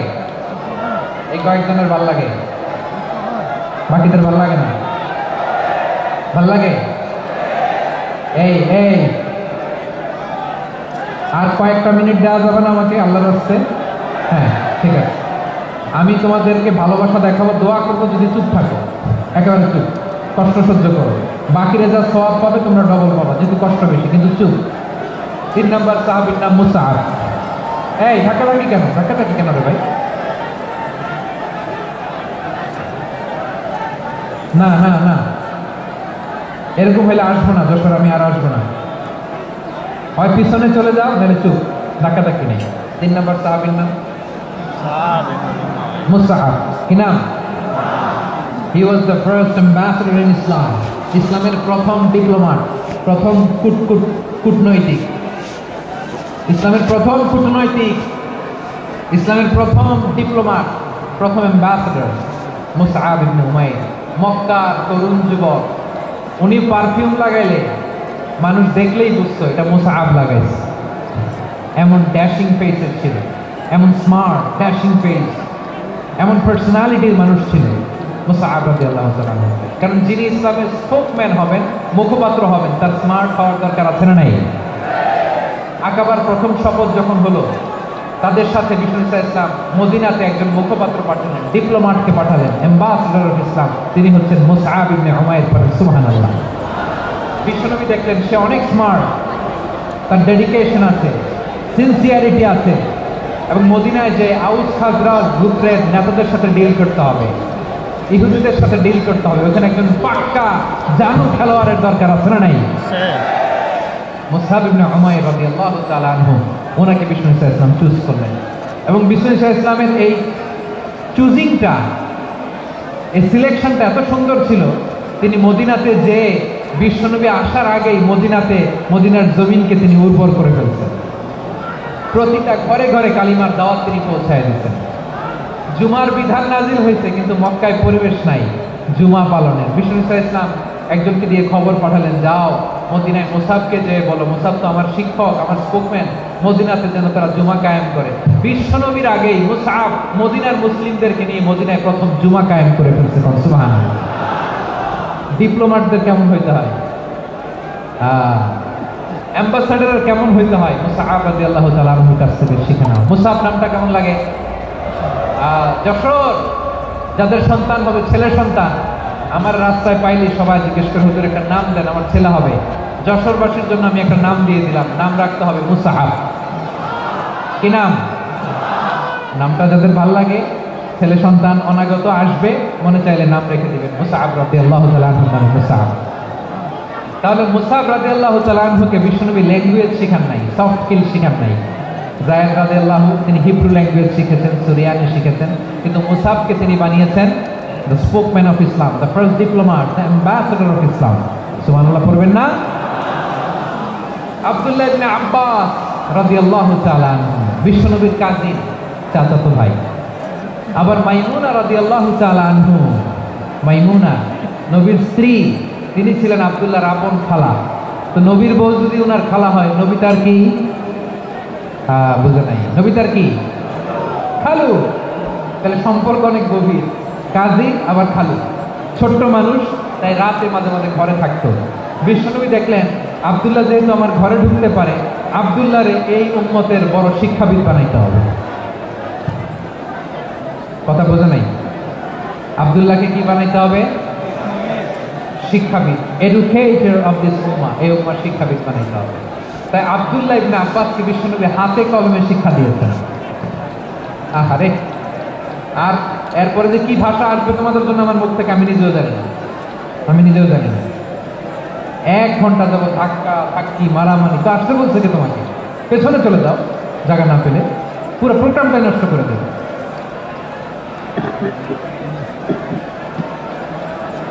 জি, আমার দিকে তাকান, আমি শেষ করে দিচ্ছি। হবে না, ইন্টেলেকচুয়াল আলোচনা এখানে হবে না, আমি বুঝতে পারছি, আমি শেষ করে দিচ্ছি। আব্দুল্লাহ ইবনে আব্বাস রাদিয়াল্লাহু তাআলা আনহু, মনোযোগ দিয়ে কয়েকটা মিনিট শুনুন, আমি এখনই শেষ করে দিচ্ছি, এরপর আওয়াজ করবো। এই যে এগুলো কি আমি বুঝলাম না। আমি বললাম না সব করা যাবে, বসে যাও, শুয়ে যাও, চলে যাও, আওয়াজ করা যাবে না। অন্যকে বসো এটা বলার দরকার নেই, জাস্ট এদিকে তাকাও। আল্লাহ। আব্দুল্লাহ ইবনে আব্বাস রাদিয়াল্লাহু তাআলা আনহু, ওনাকে বিশ্বনবী হাতে কলমে শিক্ষা দিয়েছেন, যেহেতু উম্মতের শিক্ষাবিদ হবে, এডুকেটর হবে। তো বিশ্বনবী রাতে যখন তাহাজ্জুদ পড়তেন, ছোট্ট আব্দুল্লাহ ঘরে থাকতো, বুঝতে পেরেছেন? ছোট্ট মানুষ তো ঘরে থাকতো। তো বিশ্বনবী তাহাজ্জুদের জন্য একবার দাঁড়িয়েছেন, ছোট্ট আব্দুল্লাহ ওযু করে দাঁড়াইছে। আচ্ছা বলেন তো, ইমাম আর মুসল্লি মোট যদি 2 জন হয়, একজন ইমাম একজন মুসল্লি, তো মুসল্লি ইমামের কোন দিকে দাঁড়াবে? ডানে দাঁড়াবে। ছোট্ট আব্দুল্লাহ বুঝে নাই, বিষ্ণুবী তাহাজ্জুদ শুরু করেছেন, উনি একটা করছেন আর দাঁড়াইছেন বায়ে। কোথায় দাঁড়িয়েছেন? আব্দুল্লাহ বলেন, যখন আমি বায়ে দাঁড়ালাম, আখাযা রাসূলুল্লাহ সাল্লাল্লাহু আলাইহি ওয়াসাল্লাম উযুনি আল ইউমনা ইয়াফতিলুহা, বিশ্বনবী নামাজরত অবস্থায় আমার কান ধরে টেনে আমার ডান দিকে এনে দাঁড় করায় দিলেন। পড়ে সুবহানাল্লাহ। দেখেন হাতে কলমে শিক্ষা। আর জীবনে ভুল হবে? কথা কয় না, আর ভুল হবে? আর ভুল হবে না। এইভাবে বিশ্বনবীর অনেক সঙ্গ পেয়েছেন, সফর করেছেন, একই বাহনে বসেছেন, এক বাহনে বসে লম্বা নসিহত করেছেন, বলেছেন ইয়া গোলাম ইহফাদিল্লাহ ইয়াহফাজকা ইহফাদিল্লাহ তাজিদহু তুজাহাক ইদা সাআলতা ফাসআলিল্লাহ ওয়া ইদা ইসতাআনতা ফাসতাইন বিল্লাহ। আল্লাহর বিধান মানো, আল্লাহর বিধান রক্ষা করো, আল্লাহ তোমায় রক্ষা করবে। আব্দুল্লাহ, চাইতে হলে আল্লাহর কাছে চাও, সাহায্য চাইতে হলে আল্লাহর কাছে সাহায্য চাও। মনে রাখো, গোটা বিশ্বের সবাই যদি তোমার সাহায্য করতে চায় ততটুকুই করতে পারবে যতটুকু আল্লাহ তোমার নসিবে রেখেছে। গোটা বিশ্ব যদি তোমার বিরুদ্ধে ষড়যন্ত্রে দাঁড়িয়ে যায়, ক্ষতি ততটুকু করতে পারবে যতটুকু তোমার জন্য বরাদ্দ আছে, এর বাইরে কিছু করতে পারবে না। আওয়াজ করে বলেন ঠিক কিনা? এভাবে হাতে কলমে শিখিয়েছেন, বিশ্বনবী সঙ্গ পেয়েছেন। উনাকে বিশ্বনবী সাল্লাল্লাহু আলাইহি ওয়াসাল্লাম শিক্ষাবিদ, এডুকেটর অফ দিস উম্মাহ হিসেবে সিলেক্ট করেছেন, হাতে কলমে শিখিয়েছেন। বিশ্বনবী একবার প্রকৃতির ডাকে সাড়া দিয়ে এসেছেন। এখন কি করতে হবে? নামাজের জন্য ওযু করতে হবে। বিশ্বনবী এসেই দেখেন ওযুর বদনায় পানি ভরা, খুশি হয়ে গেলেন, বললেন কে রেখেছে পানি? একজন বলল আব্দুল্লাহ রেখেছে। বিশ্বনবী অত্যন্ত খুশি হলেন, খুশি হয়ে একটা দোয়া করলেন, বললেন আল্লাহুম্মা ফাক্কিহু ফিদ্দীন ওয়া আল্লিমহু তা'ওয়ীল। আল্লাহ, তুমি আব্দুল্লাহকে দ্বীনের বুঝ দিও আর কোরআনের তাফসীর শিক্ষা দিও। বিশ্বনবীর এই দোয়া এমন লাগছে উনি রাইসুল মুফাসসিরিন, এই পৃথিবীতে যত মুফাসসির ছিল, যত মুফাসসির আসবে, সকল মুফাসসিরের সম্রাট হিসেবে স্বীকৃত হয়েছেন। আব্দুল্লাহ ইবনে আব্বাস, বিশ্বনবী ওনারে আযান শিখান নাই, বিশ্বনবী ওনারে ল্যাঙ্গুয়েজ শিখান নাই, বিশ্বনবী ওনারে অ্যাম্বাসাডর বানান নাই, হাতে কলমে শিক্ষা দিয়েছেন। ছোট্ট মানুষ, বিশ্বনবী ইন্তেকাল করলেন, আবু বকরের সময় গেল, ওমরে ফারুকের খেলাফত, তখনও তিনি তরুণ। ওমরে ফারুক রাদিয়াল্লাহু তাআলা আনহু ওনার ক্যাবিনেট মিনিস্ট্রির বৈঠকে এই আব্দুল্লাহ ইবনে আব্বাসকে পাশ দিয়ে বসায় রাখতেন। বয়স্ক সাহাবারা এটা পছন্দ করতো না, তারা বলতো ঘটনা কি, আব্দুল্লাহর মতো ছেলে নাতি আমাদের আছে, এরা কেন রাখে ওমরে ফারুক? ওমরে ফারুক এটা টের পেলেন, তিনি বুঝতে পারলেন যে ক্যাবিনেট মেম্বাররা এটা পছন্দ করে না, ছোট্ট আব্দুল্লাহরা কেন রাখি, কেন যে রাখি এটা একদিন বোঝাবো। একদিন মিটিংয়ে তিনি সবাইকে বললেন ইদা জাআ নাসরুল্লাহি ওয়াল ফাতহ। এই আয়াত দ্বারা উদ্দেশ্য কি বলেন তো মুরব্বী সাহাবীরা? এক সাহাবী বলেন এই সূরা দ্বারা উদ্দেশ্য, আল্লাহ বলেছেন আমাদেরকে বিভিন্ন ল্যান্ড, বিভিন্ন এলাকা বিজয় করতে হবে। ওমরে ফারুক বললেন না, হয়নি। আরেকজন বললেন বিজয় হওয়ার পর আমাদের বেশি বেশি আল্লাহর বরত্বের ঘোষণা দিতে হবে, এটা উদ্দেশ্য। ওমরে ফারুক বললেন না, হয় নাই। যারা জিজ্ঞেস করেন কেউ পারে না। সব শেষে বিশ্বনবী ছোট্ট আব্দুল্লাহরে বলেন আব্দুল্লাহ ইদা জাআ নাসরুল্লাহি ওয়াল ফাতহ, এর দ্বারা উদ্দেশ্য কি বলো তো? ছোট্ট আব্দুল্লাহ বলেন হুয়া আজালু রাসূলিল্লাহ। এই আয়াত দ্বারা বিশ্বনবীর বিদায়কে উদ্দেশ্য নেওয়া হয়েছে। ওমরে ফারুক বললেন হাযা হুয়া, এটাই তো সঠিক উত্তর, এটাই সঠিক তাফসীরে আয়াতের। কারণ ইদা জাআ নাসরুল্লাহি ওয়াল ফাতহ, যখন আল্লাহর সাহায্য আর বিজয় আসবে, ওয়ারাআইতান নাসা ইয়াদখুলুনা ফি দীনিল্লাহি আফওয়াজা, আপনি দেখবেন দলে দলে ঢলে ঢলে বানের পানির মতো মানুষ ইসলামের দিকে ঢুকতেছে, ইসলামের বিজয় হয়েছে। তো ইসলামের বিজয়ের মিশন নিয়ে নবী আসছে, বিজয়ী যখন হয়ে গেছে এখন তো নবীর বিদায় হবে। যারা বলেন ঠিক কিনা? কোন সাহাবী এই সূক্ষ্ম কথাটা ধরতে পারে নাই, ওই আব্দুল্লাহ ছাড়া। আব্দুল্লাহ যখন উত্তর দিছে সব সাহাবীদের টনক নড়েছে। এরপর থেকে কোনো ক্যাবিনেট মিটিং এ আর কোনো সাহাবারা কোনো প্রশ্ন করে নাই, আওয়াজ করে পড়েন সুবহানাল্লাহ। বিশ্বনবী আব্দুল্লাহ ইবনে আব্বাসকে দ্য এডুকেটর অফ দ্য উম্মাহ, উম্মার শিক্ষাবিদ হিসেবে গ্রহণ করেছেন। আওয়াজ করে পড়তে হবে আল্লাহু আকবার। সাহাবীদের নামগুলো মনে থাকবে? এক নম্বরে আবু মাহজুরা, মুয়াজ্জিন বানাইছেন। যায়েদ ইবনে সাবিত, দোভাষী, ট্রান্সলেটর অফ প্রফেট, এবং তিনি ছিলেন বিশ্বনবীর ব্যক্তিগত সচিব। Musab ibn Umair, the first ambassador and diplomat of Islam. Abdullah ibn Abbas, এই উম্মার সবচেয়ে বড় এডুকেটর, শিক্ষাবিদ। আরেকজন ছিল আব্দুল্লাহ ইবনে মাসউদ রাদিয়াল্লাহু তাআলা। দুই আব্দুল্লাহ, আব্বাস গেল, আরেকজন হচ্ছে মাসউদ। মক্কার তরুণ, ছাগল পালতো মুশরিকের। বিশ্বনবী আর আবু বকর রাদিয়াল্লাহু তাআলা আনহু একবার গেলেন, যে দেখে এই তরুণ দাঁড়ায় আছে। বিশ্বনবী বলেন আমি খুব ক্ষুধার্ত, তোমার কাছে কি দুধ আছে ছাগলের? আব্দুল্লাহ ইবনে মাসউদ বলে আছে। ওয়ালাকিন আনা মুক্তামান, যে দুধ আছে এটা আমানতের, আমি দিতে পারবো না। বিশ্বনবী এইটা শুনেই তার টার্গেট করে ফেলেছে। আনা মুক্তামান, দুধ আছে কিন্তু এটা আমার মালিকের, আমি তো দরদ দেখাই, আমার মালিকের দুধ আপনি পথিক, আপনারা দিতে পারি না। বিশ্বনবী টার্গেট করে ফেলছেন, এর আমার কাজে লাগাইতে হবে। বিষ্ণু বললেন আচ্ছা ঠিক আছে দুধ দিও না, কিন্তু এমন ছাগি আছে কিনা যে ছাগির সাথে কোনো ছাগলের মিলন হয় নাই, তার ওলানে দুধও আসে নাই, বাচ্চাও নাই, এরকম ছাগির থেকে যদি আমি দুধ খাই তাহলে তো সমস্যা নাই। বলতেছে এরকম ছাগির থেকে দুধ খাইলে সমস্যা নাই, কারণ এরকম ছাগির ওলান থেকে দুধ আসবেও না। বলতেছে ঠিক আছে এরকম একটা ছাগি নিয়ে আসা হলো। বিশ্বনবী বিসমিল্লাহ বলে ওই ছাগির ওলানে হাত দিলেন। হাত দিতে দেরি পুরো ওলানটা দুধে ভরে যেতে দেরি হয় না।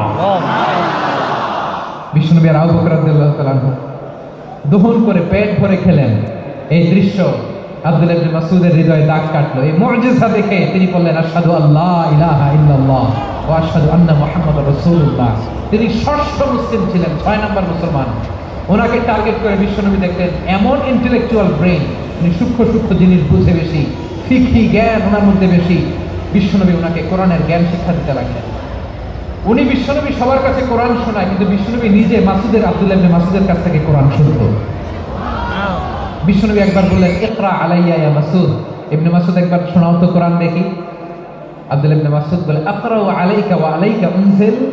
নবী আপনার উপর কোরআন নাজিল হয় আর আমি আপনার সামনে কোরআন পড়ব। বিশ্বনবী বললেন ইন্নী উহিব্বু আন আসমাআহু মিন গায়রি। আমি নিজে পড়তে যেমনি ভালোবাসি, অন্যে পড়ুক আমি শুনবো, এটাও আমি ভালোবাসি। সূরা নিসা তিনি তেলাওয়াত করে শুনিয়েছেন। এমন সূক্ষ্ম বিষয় বিশ্বনবী ওনাকে ধরিয়ে দিয়েছেন। উনি হয়ে গিয়েছেন আব্দুল্লাহ ইবনে আব্বাস, হয়েছেন রাইসুল মুফাসসিরিন, ওই হয়ে গিয়েছেন ফাকিহুল উম্মাহ। ওনার চাইতে বড় ফকি এই পৃথিবী আর দেখবে না। চিল্লায় বলেন সুবহানাল্লাহ। উনি বলতেন ওয়াল্লাহি ওয়াল্লাহি ইল্লাযী লা ইলাহা গায়রু মা উনজিলাত সূরাতুন ইল্লা ওয়া আনা আ'লামু আইনা উনজিলাত ওয়া ফীমা উনজিলাত। বিশ্বনবী এমন ভাবে কোরআনের দার্স আমাকে দিয়েছেন, কোরআনে যত সূরা নাজিল হয়েছে, যেখানে নাজিল হোক না কেন আমি জানি এটা কোথায় নাজিল হয়েছে এবং কোন প্রেক্ষাপটে নাজিল হয়েছে। এমন একটা সূরা নাই যে সূরার কোথায় নাজিল হয়েছে আমি মাসউদের জানা নাই, কোন প্রেক্ষাপটে নাজিল হয়েছে আমার জানা নাই। এরকম ঘটবে না। চিল্লায় বলেন আল্লাহু আকবার। এই আব্দুল্লাহ ইবনে মাসউদ রাদিয়াল্লাহু তাআলা ওমর ফারুকের সময় কুফার চিফ জাস্টিস ছিলেন। কুফা নগরীর চিফ জাস্টিস বোঝেন নাই? বিচারপতি। কি ছিলেন? সবাই বলে নাই কি ছিলেন? বিচারপতি ছিলেন। এবং ওনার যে ফিকহি জ্ঞানের ধারা, এটাই আলকামা, ইব্রাহিম আন-নাখাই, হাম্মাদ ইবনে সুলাইমান হয়ে ইমাম আবু হানিফা পর্যন্ত পৌঁছেছে। এবং ওনার ফিকহি জ্ঞানের ধারাই হানাফি মাযহাবে অ্যাকসেপ্ট হয়েছে। আজও এগুলো হানাফি মাযহাবে চর্চিত হয়। হানাফি মাযহাবের সব ফিক আব্দুল্লাহ ইবনে মাসউদের ফিকহি জ্ঞানের ধারা থেকে নেওয়া হয়েছে। চিল্লায় পড়েন সুবহানাল্লাহ। তাহলে ওনাকে বিশ্বনবী বানিয়েছেন জুরিস্ট, আইনবিদ, ফকিহ। ওনারে আযান শিখান নাই। হিউম্যান রিসোর্স ডেভেলপমেন্ট কিভাবে করবেন, মানব সম্পদের উন্নয়ন কিভাবে করতে হয়, কিভাবে যার যেখানে প্রতিভা কাজে লাগাতে হয় উনি দেখিয়েছেন। সুবহানাল্লাহ পড়বেন না? খালিদ বিন ওয়ালিদ নাম শুনছেন? কে শোনেন নাই? হাত তোলেন। কি ছিলেন? বীর যোদ্ধা ছিলেন খালিদ বিন ওয়ালিদ। কিন্তু তিনি ইসলাম ধর্ম গ্রহণ করেছেন অনেক দেরিতে, 8ম হিজরিতে। তার মানে 8ম হিজরির আগে উনি মুশরিকদের পক্ষে লড়াই করেছেন। ওনার হাতে কত মুসলিম সাহাবী যে নিহত হয়েছে হিসাব নাই। বিষ্ণুনবী টার্গেট করে রাখছে, তুমি আমাদের মুসলিমদের এত ক্ষতি করলা, তুমি যখন মুসলমান হবা তোমার দিয়ে আমি এমন কাম করাবো যে আর কেউ করতে পারবে না। সুবহানাল্লাহ নাই? যশোর ক্লান্ত হয়ে গেছে।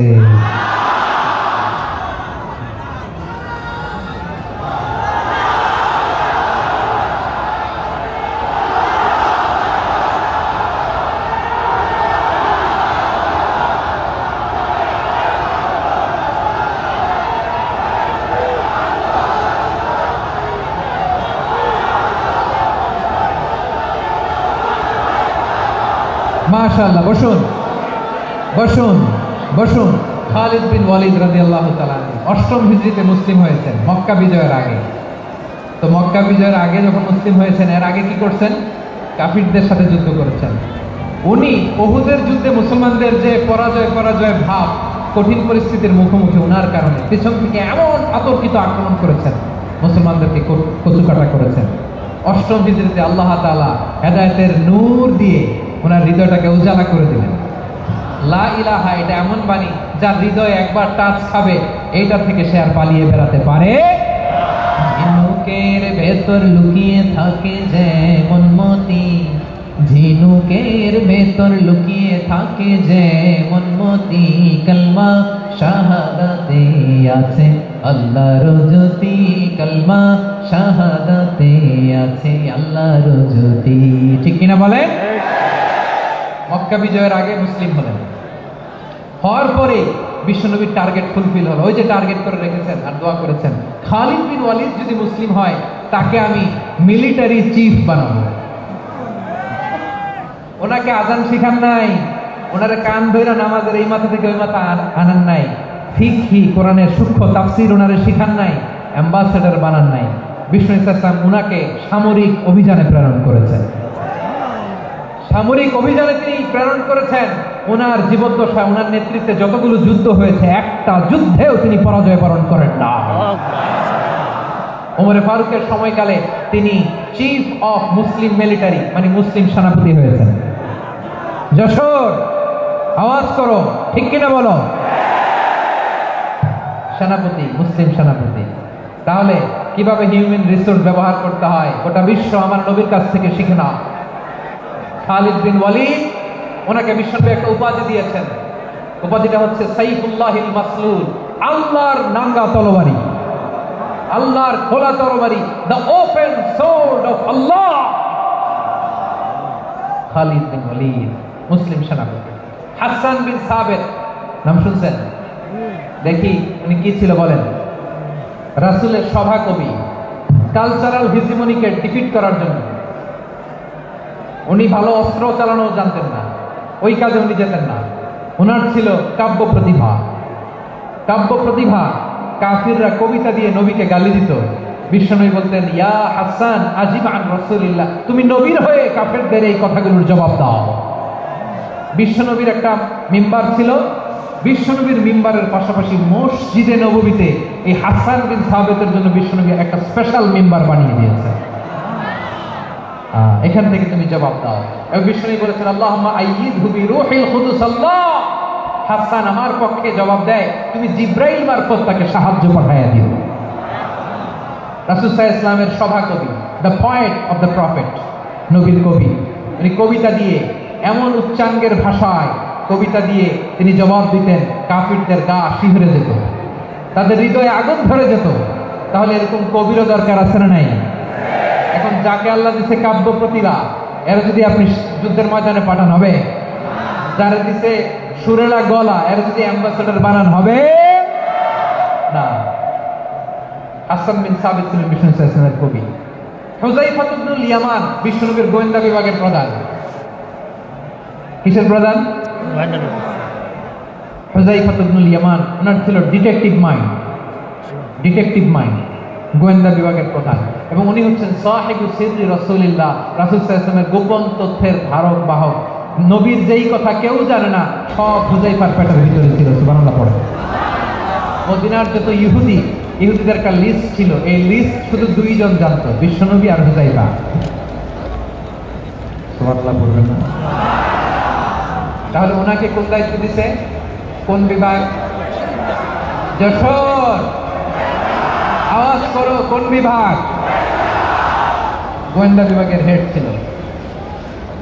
খন্দকের যুদ্ধে প্রচন্ড আজকের মতো শৈত্য প্রবাহ, মাটি খনন করতে করতে সাহাবীদের পেটে ক্ষুধা নাই, দাঁড়াইতে পারে না নামাজের জন্য, এত ক্লান্ত, ক্ষুধা, ক্লান্ত, শ্রান্ত।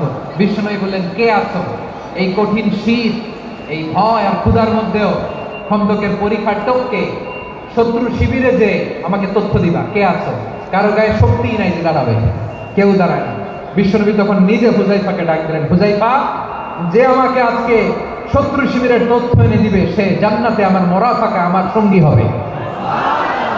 হুযায়ফা রাদিয়াল্লাহু ইবনুল ইয়ামান জীবনের ঝুঁকি নিয়ে এই ক্ষুধা, শৈত্য প্রবাহ, কোল্ড ওয়েভসকে উপেক্ষা করে পরীক্ষা টপকে শত্রু শিবিরে যে সবার কথাগুলো চুপে চুপে শুনে বিশ্বনবীর দরবারে এসে গোয়েন্দাদের মতো তথ্য সরবরাহ করেছে। বিশ্বনবীর গোয়েন্দা বিভাগের প্রধান হুযায়ফা ইবনুল ইয়ামান ইন্টেলিজেন্স বিভাগ চালাতেন। মুনাফিকদের নাম ওনার কাছে ছিল। মুআয ইবনে জাবাল মদিনা রাষ্ট্রের সবচেয়ে সিনিয়র আমলা ছিলেন। আমলাতন্ত্র চিনেন তো? প্রশাসনিক কাজ যারা চালায়, অ্যাডমিনিস্ট্রেশন বুঝেন না? The department of administration. মদিনার রাষ্ট্রের সিনিয়র আমলা মুআয ইবনে জাবাল মুতাখাসসিসুন ফিল হালাল ওয়াল হারাম, হালাল হারামের স্পেশালিস্ট ছিলেন। বিশ্বনবী উনাকে ইয়ামানের গভর্নর করে পাঠাইছেন। বলেছেন ইন্নাকা তা'তি কওমান আহলা কিতাব, এমন গোষ্ঠীর কাছে যাবা ইহুদি নাসারা, আগে শাহাদা পড়লে এরপরে নামাজের দাওয়াত দিও, নামাজ পড়লে যাকাতের দাওয়াত দিও। গভর্নরের অ্যাটিটিউড যেমন থাকে তেমন অ্যাটিটিউড ধরে রেখো। সুবহানাল্লাহ পড়েন। তাহলে মুআয ইবনে জাবালকে দিয়ে বিশ্বনবী কবিতা লেখায় নাই, চিঠি লেখায় নাই, আযান দেওয়ায় নাই। সুবহানাল্লাহ পড়বেন না? সব শেষ সাহাবী বলি আবু হুরায়রা রাদিয়াল্লাহু তাআলা আনহু, নাম শুনছেন? বিড়ালের বাবা। কি করতেন? খালি হাদিস মুখস্থ করতেন। উনি বলতেন আলজামু রাসূলুল্লাহ আলা মিলই বাতনি, আমার শুধু পেটের ক্ষুধার বন্দোবস্ত হইলে আমি নবীর সঙ্গ ছাড়তাম না। আমার আনসার সাহাবারা ক্ষেত খামারের কাজ করতো, আমার মুহাজির সাহাবারা ব্যবসা করতো, আর আমি নবীর সাথে সাথে থাকতাম।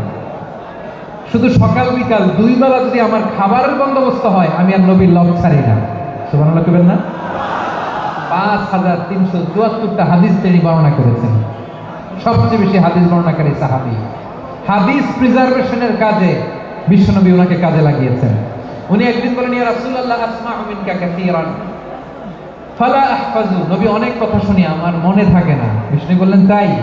তুবসুত রিদাক, তোমার চাদরটা বিছাও। আবু হুরায়রা বিছালেন, বিশ্বনবী হাত বুলায় দিলেন, এরপরে অনেক হাদিস বর্ণনা করলেন। আবু হুরায়রা বলে তারপর থেকে বিশ্বনবী যাই বর্ণনা করে আমি শুনি আর একটাও বলি না। এখন সুবহানাল্লাহ। বিশ্বনবী ওনাকে হাদিস প্রিজার্ভেশন, নবীর এই যে লক্ষ্য হাদিস প্রিজার্ভেশনের এই দায়িত্ব দিয়েছেন সাইয়েদনা আবু হুরায়রা রাদিয়াল্লাহু তাআলা আনহু। প্রিয় ভাইরা, তাহলে 10 জন সাহাবীর কথা যে বললাম, আপনারা কি খেয়াল করেছেন কত বড় ট্যালেন্ট হান্টার, চৌকস ট্যালেন্ট হান্টার ছিল আমার নবী। এক একজনের এক এক ট্যালেন্ট, এক এক কাজে অ্যাসাইন করেছেন, এক একজনকে এক এক দায়িত্ব দিয়েছেন, এক একজনের প্রতিভাকে এক একভাবে বিকশিত হওয়ার সুযোগ দিয়েছেন। আওয়াজ করে বলেন ঠিক কি না? এখন আমার পর্দার আড়ালে আমার মায়েরা বলবে এতগুলো পুরুষ সাহাবীর কথা বললো, নারী সাহাবীরা কি কিছু করে না? হ্যাঁ, একজন নারী সাহাবীর কথা বলে মোনাজাত হবে, দোয়া ছাড়া কেউ যাবে না। রুফাইদা আল-আসলামিয়া রাদিয়াল্লাহু তাআলা আনহা, ওনার বাবার নাম সাআদ আল-আসলামি। বিশ্বনবী কি খেয়াল করলেন দেখেন, সাআদ ছিল মদিনার বড় ডাক্তার। এই নারী সাহাবী রুফাইদা বাবার কাছ থেকে চিকিৎসা বিদ্যা শিখেছেন। যখন শিখছে বিশ্বনবী দেখলেন আমার তো প্রতি সপ্তাহে সপ্তাহে যুদ্ধে আহত সাহাবীদের সেবা দিবে কে? বিশ্বনবী রুফাইদাকে বললেন রুফাইদা তুমি মসজিদে নববীর পাশে একটা মেডিকেল ক্যাম্প করো।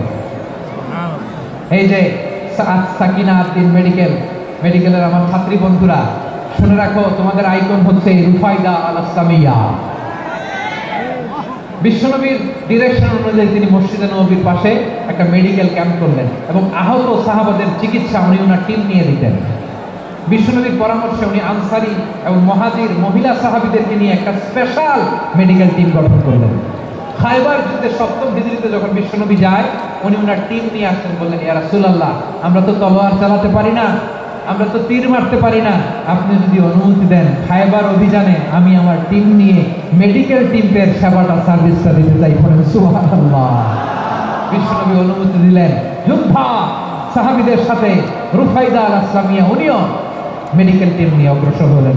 খায়বারের প্রতিটা আহত ইনজুর্ড সাহাবী যারা ইনজুরির শিকার হয়েছেন সবাই রুফাইদা আল-আসলামিয়ার মেডিকেল ক্যাম্প থেকে চিকিৎসা সহায়তা পেয়েছেন। সুবহানাল্লাহ পড়েন।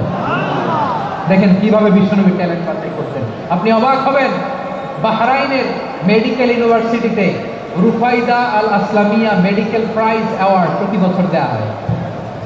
যদি 8 দিনের এই মেডিকেল আমার বোনেরা যদি জেনে থাকো জানো, না হলে নতুন করে জানো, সার্চ দিও রুফাইদা আল-আসলামিয়া মেডিকেল অ্যাওয়ার্ড বাহরাইনের ইউনিভার্সিটিতে দেওয়া হয়। প্রিয় ভাইয়েরা, তাহলে আলোচনার সামারি আমরা করি। বিশ্বনবী যার যেখানে ট্যালেন্ট তাকে ওইখানে কাজে লাগাতেন। আওয়াজ করে বলেন ঠিক কিনা? এবার একটা ইন্টারভিউ হবে, আওয়াজ করে বলেন আবু মাহজুরাকে বিশ্বনবী কি বানাইছেন? হ্যাঁ, ভুলে গেছেন? সামনের চুলে হাত দিয়ে বিশ্বনবী কি সুন্দর গলায় আযান শিখালেন। মুয়াজ্জিন। যায়েদ বিন সাবিতকে একাডেমিক প্রজেক্টের দায়িত্ব দিয়েছেন। তিনি ছিলেন বিশ্বনবীর দোভাষী ব্যক্তিগত সচিব। Musab ibn Umair, the first ambassador of Islam. Abdullah ibn Abbas, উম্মার বড় শিক্ষাবিদ মুফাসসির। আব্দুল্লাহ ইবনে মাসউদ, আব্দুল্লাহ ইবনে মাসউদ ছিলেন জুরিস্ট। কি ছিলেন? জুরিস্ট ছিলেন, এই উম্মার সবচেয়ে বড় জুরিস্ট। খালিদ বিন ওয়ালিদ, সেনাপ্রধান। হাসান বিন সাবিত, হাসান বিন সাবিত ছিলেন বিশ্বনবীর সভাকবি। কি ছিলেন? বিশ্বনবীর সভাকবি ছিলেন। এরপরে হুযায়ফা ইবনুল ইয়ামান কি ছিলেন? গোয়েন্দা বিভাগের প্রধান। মুআয ইবনে জাবাল কি ছিলেন? সিনিয়র আমলা, ইয়ামানের গভর্নর। আবু হুরায়রা রাদিয়াল্লাহু তাআলা আনহু হাদিস প্রিজার্ভেশনের কাজ করেছেন। আর আমাদের রুফাইদা আল আসলামিয়া রাদিয়াল্লাহু তাআলা আনহা কি ছিলেন? নার্স ছিলেন। নার্স হয়ে মেডিকেল সেবা দিয়েছেন। প্রিয় ভাইরা, পুরো আলোচনার যদি সামারি করি তাহলে বিশ্বনবী যেভাবে হিউম্যান রিসোর্সকে ম্যানেজ করেছেন, যার যেখানে প্রতিভা কাজে লাগিয়েছেন, আমরাও যদি করি আমাদের বাংলাদেশের চিত্র আমরা পাল্টে দিতে পারবো। আমরা শুরুতে শুনেছি মানুষের আছে অসীম সম্ভাবনা, প্রতিটা মানুষ অনন্য, যত্ন নিলে, যথাযথ পরিচর্যা করলে মানুষ বিশ্ব জয় করতে পারে। ঠিক কিনা? আমাদের হাফেজে কোরআনের সামনে দাঁড়াতে পারে এমন কোন হাফেজে কোরআন আল্লাহর জমিনে জন্ম হয় না। ওটা বিশ্ব কাঁপিয়ে তারা সেরা। আমাদের ক্রিকেটাররা সেরা, আমাদের তৈরি পোশাক শিল্প সেরা। এরকম অনেক অনেক সেরা জিনিস আছে, আমরা এগুলোর নার্চারিং করতে পারি নাই, পরিচর্যা করতে পারি নাই, সঠিক তারবিয়াতের অভাব। তাহলে মানুষের অসীম সম্ভাবনাকে কাজে লাগাতে হবে। ঠিক কিনা বলেন? ইউনুস গভর্নমেন্টকে আমি বলবো, অল্প সময়ের জন্য আপনারা এসেছেন, সংস্কারও করতে হবে, আবার নির্বাচনও করতে হবে। সব সংস্কার হতে করতে পারবেন না, যতটুকু পারবেন এর মধ্যে আমাদের যে হিউজ ম্যান পাওয়ার, আমাদের যে মানব সম্পদ, হিউম্যান রিসোর্স, এটাকে ডেভেলপ করে আপনাদের যেতে হবে। যেটা পারবেন না সেটাকে পরবর্তী নির্বাচিত গভর্নমেন্টের কাছে রেখে যেতে হবে, তারা যেন করে, তাদের কাছে আপনারা এটা রেখে যাবেন। তাহলে মানুষ চাইলে বিশ্ব জয় করতে পারে। আর মানুষকে হারাতে পারে কেউ? জোরে বলো যশোর, মানুষকে হারাতে পারে কেউ? আল্লাহ আমাদেরকে জনসংখ্যা দিয়েছেন প্রিয় ভাইয়েরা। এই জনসংখ্যা অনেক বড় সম্পদ, এটা আমাদের জন্য অভিশাপ নয়, আশীর্বাদ। আমাদের জনসংখ্যাকে যদি আমরা জনশক্তিতে রূপান্তর করতে পারি, আজকে বাংলাদেশ যে অবস্থানে দাঁড়িয়ে আছে, বাংলাদেশ তার 20 গুণ উন্নতির শিখরে চলে যাবে। চিল্লায় বলো ঠিক কিনা? আমাদের শ্রমিক ভাইয়েরা বাইরে কাজ করে, আমাদের শ্রমজীবী ভাইয়েরা, প্রবাসীরা, তাদের ব্যাপারে গুরুত্ব দিতে হবে। আমাদের শ্রমের দাম সবচেয়ে কম, সবচেয়ে কম। তারা অ্যাম্বাসিতে গুরুত্ব পায় না, এয়ারপোর্টে গুরুত্ব পায় না। এই সরকার অবশ্য তাদেরকে অনেক গুরুত্ব দিচ্ছে। আমাদের অদক্ষ শ্রমিককে যখন আমরা দুবাই পাঠাই অল্প বেতন পায়, কিন্তু ইন্ডিয়ানরা দক্ষ শ্রমিক পাঠাইলে তার 3 গুণ বেতন পায়। আমরা আমাদের শ্রমিকদেরকে অদক্ষ ভাবে আর পাঠাতে চাই না, দক্ষ শ্রমিক পাঠিয়ে আমরা রেমিটেন্সের বন্যা বইয়ে দেব। আমাদের শ্রমিকদের পাঠানো রেমিটেন্সের টাকায় সচল থেকে আমার দেশের অর্থনীতির চাকা। তাদেরকে সবচেয়ে গুরুত্ব দিতে হবে। আমরা পেয়েছি ফ্রিডম ফাইটার, মুক্তিযোদ্ধা, আর আমার প্রবাসী ভাইরা হচ্ছে রেমিটেন্স ফাইটার। জোরে বলো ঠিক কিনা? তাহলে আমাদের এই জনশক্তিকে জনসম্পদে ট্রান্সফর্ম করতে হবে। ঠিক কিনা বলেন? সরকার জনগণকে এইভাবে পলিশ করতে হবে। মা বাবারা ছেলে মেয়েদের মধ্যে কার কোন যোগ্যতা তাকে ওইভাবে কাজে লাগাতে হবে। সবার এ প্লাস পাওয়ার কোনো দরকার নেই। আমাদের দেশে একটা টেন্ডেন্সি আছে, পরীক্ষায় এ প্লাস না পাইলে তুই কি করলি, পাশের বাড়ির ছেলে এ প্লাস পাইছে, যা ওর পা ধোয়া পানি খা। কি খা? আমি ভাবছি যে পা ধোয়া, এ প্লাস পাওয়া ছেলেদের পা ধোয়া পানির একটা পানির ব্র্যান্ড বানাইতে হবে, এরকম লেখা থাকবে এ প্লাস পাওয়া ছেলেদের পা ধোয়া পানি। খাওয়া নাই, এগুলার খাওয়া নাই। ওরে আল্লাহ এ প্লাস পাওয়ার জন্য বানাইছে, আর আপনার ছেলেকে এই এ প্লাস গুলারে নিয়ন্ত্রণ করার জন্য আল্লাহ বানাইছে। ওকে দিয়ে আল্লাহ কি করবে আপনি জানেনই না। একটা এ প্লাস, একটা এ গ্রেড একটা মানুষের জীবনকে ঠিক করে দিতে পারে না। আপনার ছেলেকে আল্লাহ অন্যদিকে যোগ্যতা দিয়েছে। ওদের মনোবল ভাঙবেন না, খবরদার, খবরদার। ছেলে মেয়েদের মনোবল ভাঙবেন না। যাকে দিয়ে যেটা হবে তাকে দিয়ে সেটা করতে হবে, তার প্রতিভাকে সেভাবে কাজে লাগাতে হবে। তাহলে বাংলাদেশ আমাদের এই জনসংখ্যা জনসম্পদে রূপান্তরিত হবে। আমাদের সরকারের তত্ত্বাবধানে আমাদের 18 কোটি জনগণ দক্ষ জনশক্তিতে রূপান্তরিত হোক, আমরা চাই কি চাই না? আমরা ভালো মানুষ, শ্রেষ্ঠ মানুষ হতে চাই কি চাই না? ওই জাপানিজদের মতো সৎ, ওই ইউরোপিয়ানদের মতো কালচার আমাদেরকে আল্লাহ তাআলা কোরআন সুন্নাহ অনেক কিছু দিয়েছেন। যেহেতু বর্তমানে আমরা দেখছি তারা সৎ, তাদের মধ্যে ভ্যালু আছে, সেগুলো আমাদের মধ্যে আনার দরকার আছে না নাই? আর ইসলাম দিয়ে আমাদের জীবনকে সাজাতে হবে, ইসলাম দিয়ে আমার পরিবারকে সাজাতে হবে। ইসলাম থেকে, কোরআন থেকে প্রেসক্রিপশন না নিলে জীবন সুন্দর হবে না। কোরআন থেকে প্রেসক্রিপশন না নিলে সমাজ সুন্দর হবে না। কোরআনের প্রেসক্রিপশন না মানলে রাষ্ট্র সুন্দর হবে না। কোরআনের প্রেসক্রিপশন অ্যাপ্লাই না করলে শুধু দুর্নীতি দমন কমিশন দিয়ে দুর্নীতি বন্ধ করা যাবে না। এজন্য কোরআনের আইন আমরা চাই কি চাই না? প্রিয় ভাইরা, হিউম্যান রিসোর্স ডেভেলপমেন্ট, মানব সম্পদের উন্নয়ন, আমাদের সরকার যেন এদিকে নজর দেয়। আমরা যেন এই ব্যাপারে যত্নবান হয়ে উঠি। যাকে আল্লাহ যে যোগ্যতা দিয়েছে, এই যোগ্যতা দিয়ে আমরা যেন ইসলামের জন্য, দেশের জন্য কাজ করি। আমরা যেন আমাদের স্কিল ডেভেলপ করি, আমাদের পটেনশিয়ালকে ডেভেলপ করি। মোরালিটি, ভ্যালিউজ নিয়ে শায়েখ আহমদুল্লাহ আলোচনা করেছেন, এগুলো দিয়ে যেন আমরা আমাদেরকে সাজাই। আল্লাহ তাআলা আমাদের দেশকে তুমি নিরাপদ করো, আমরা বলি আমিন। আল্লাহ আমরা 18 কোটি জনগণকে তুমি জনশক্তিতে রূপান্তরিত করো, আমিন।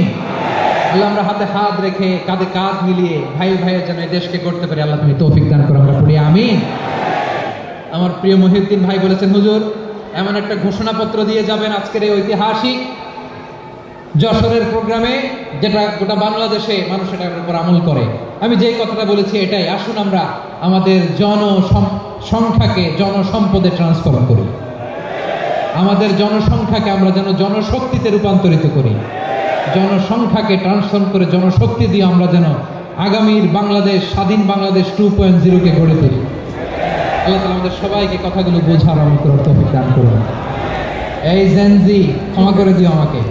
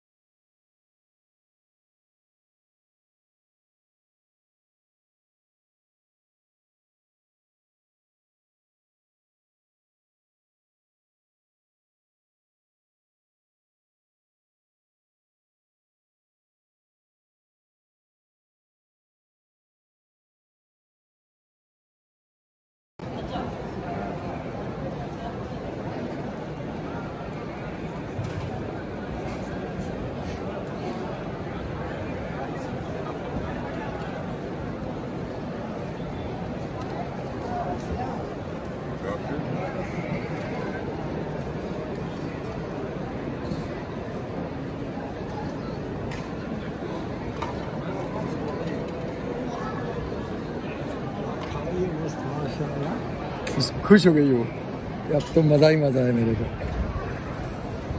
चलो ले जा लो। कपड़े पहन लो भाई, ठंड होगी बाहर। जी वहाँ पर जर्सी भी डाल लो।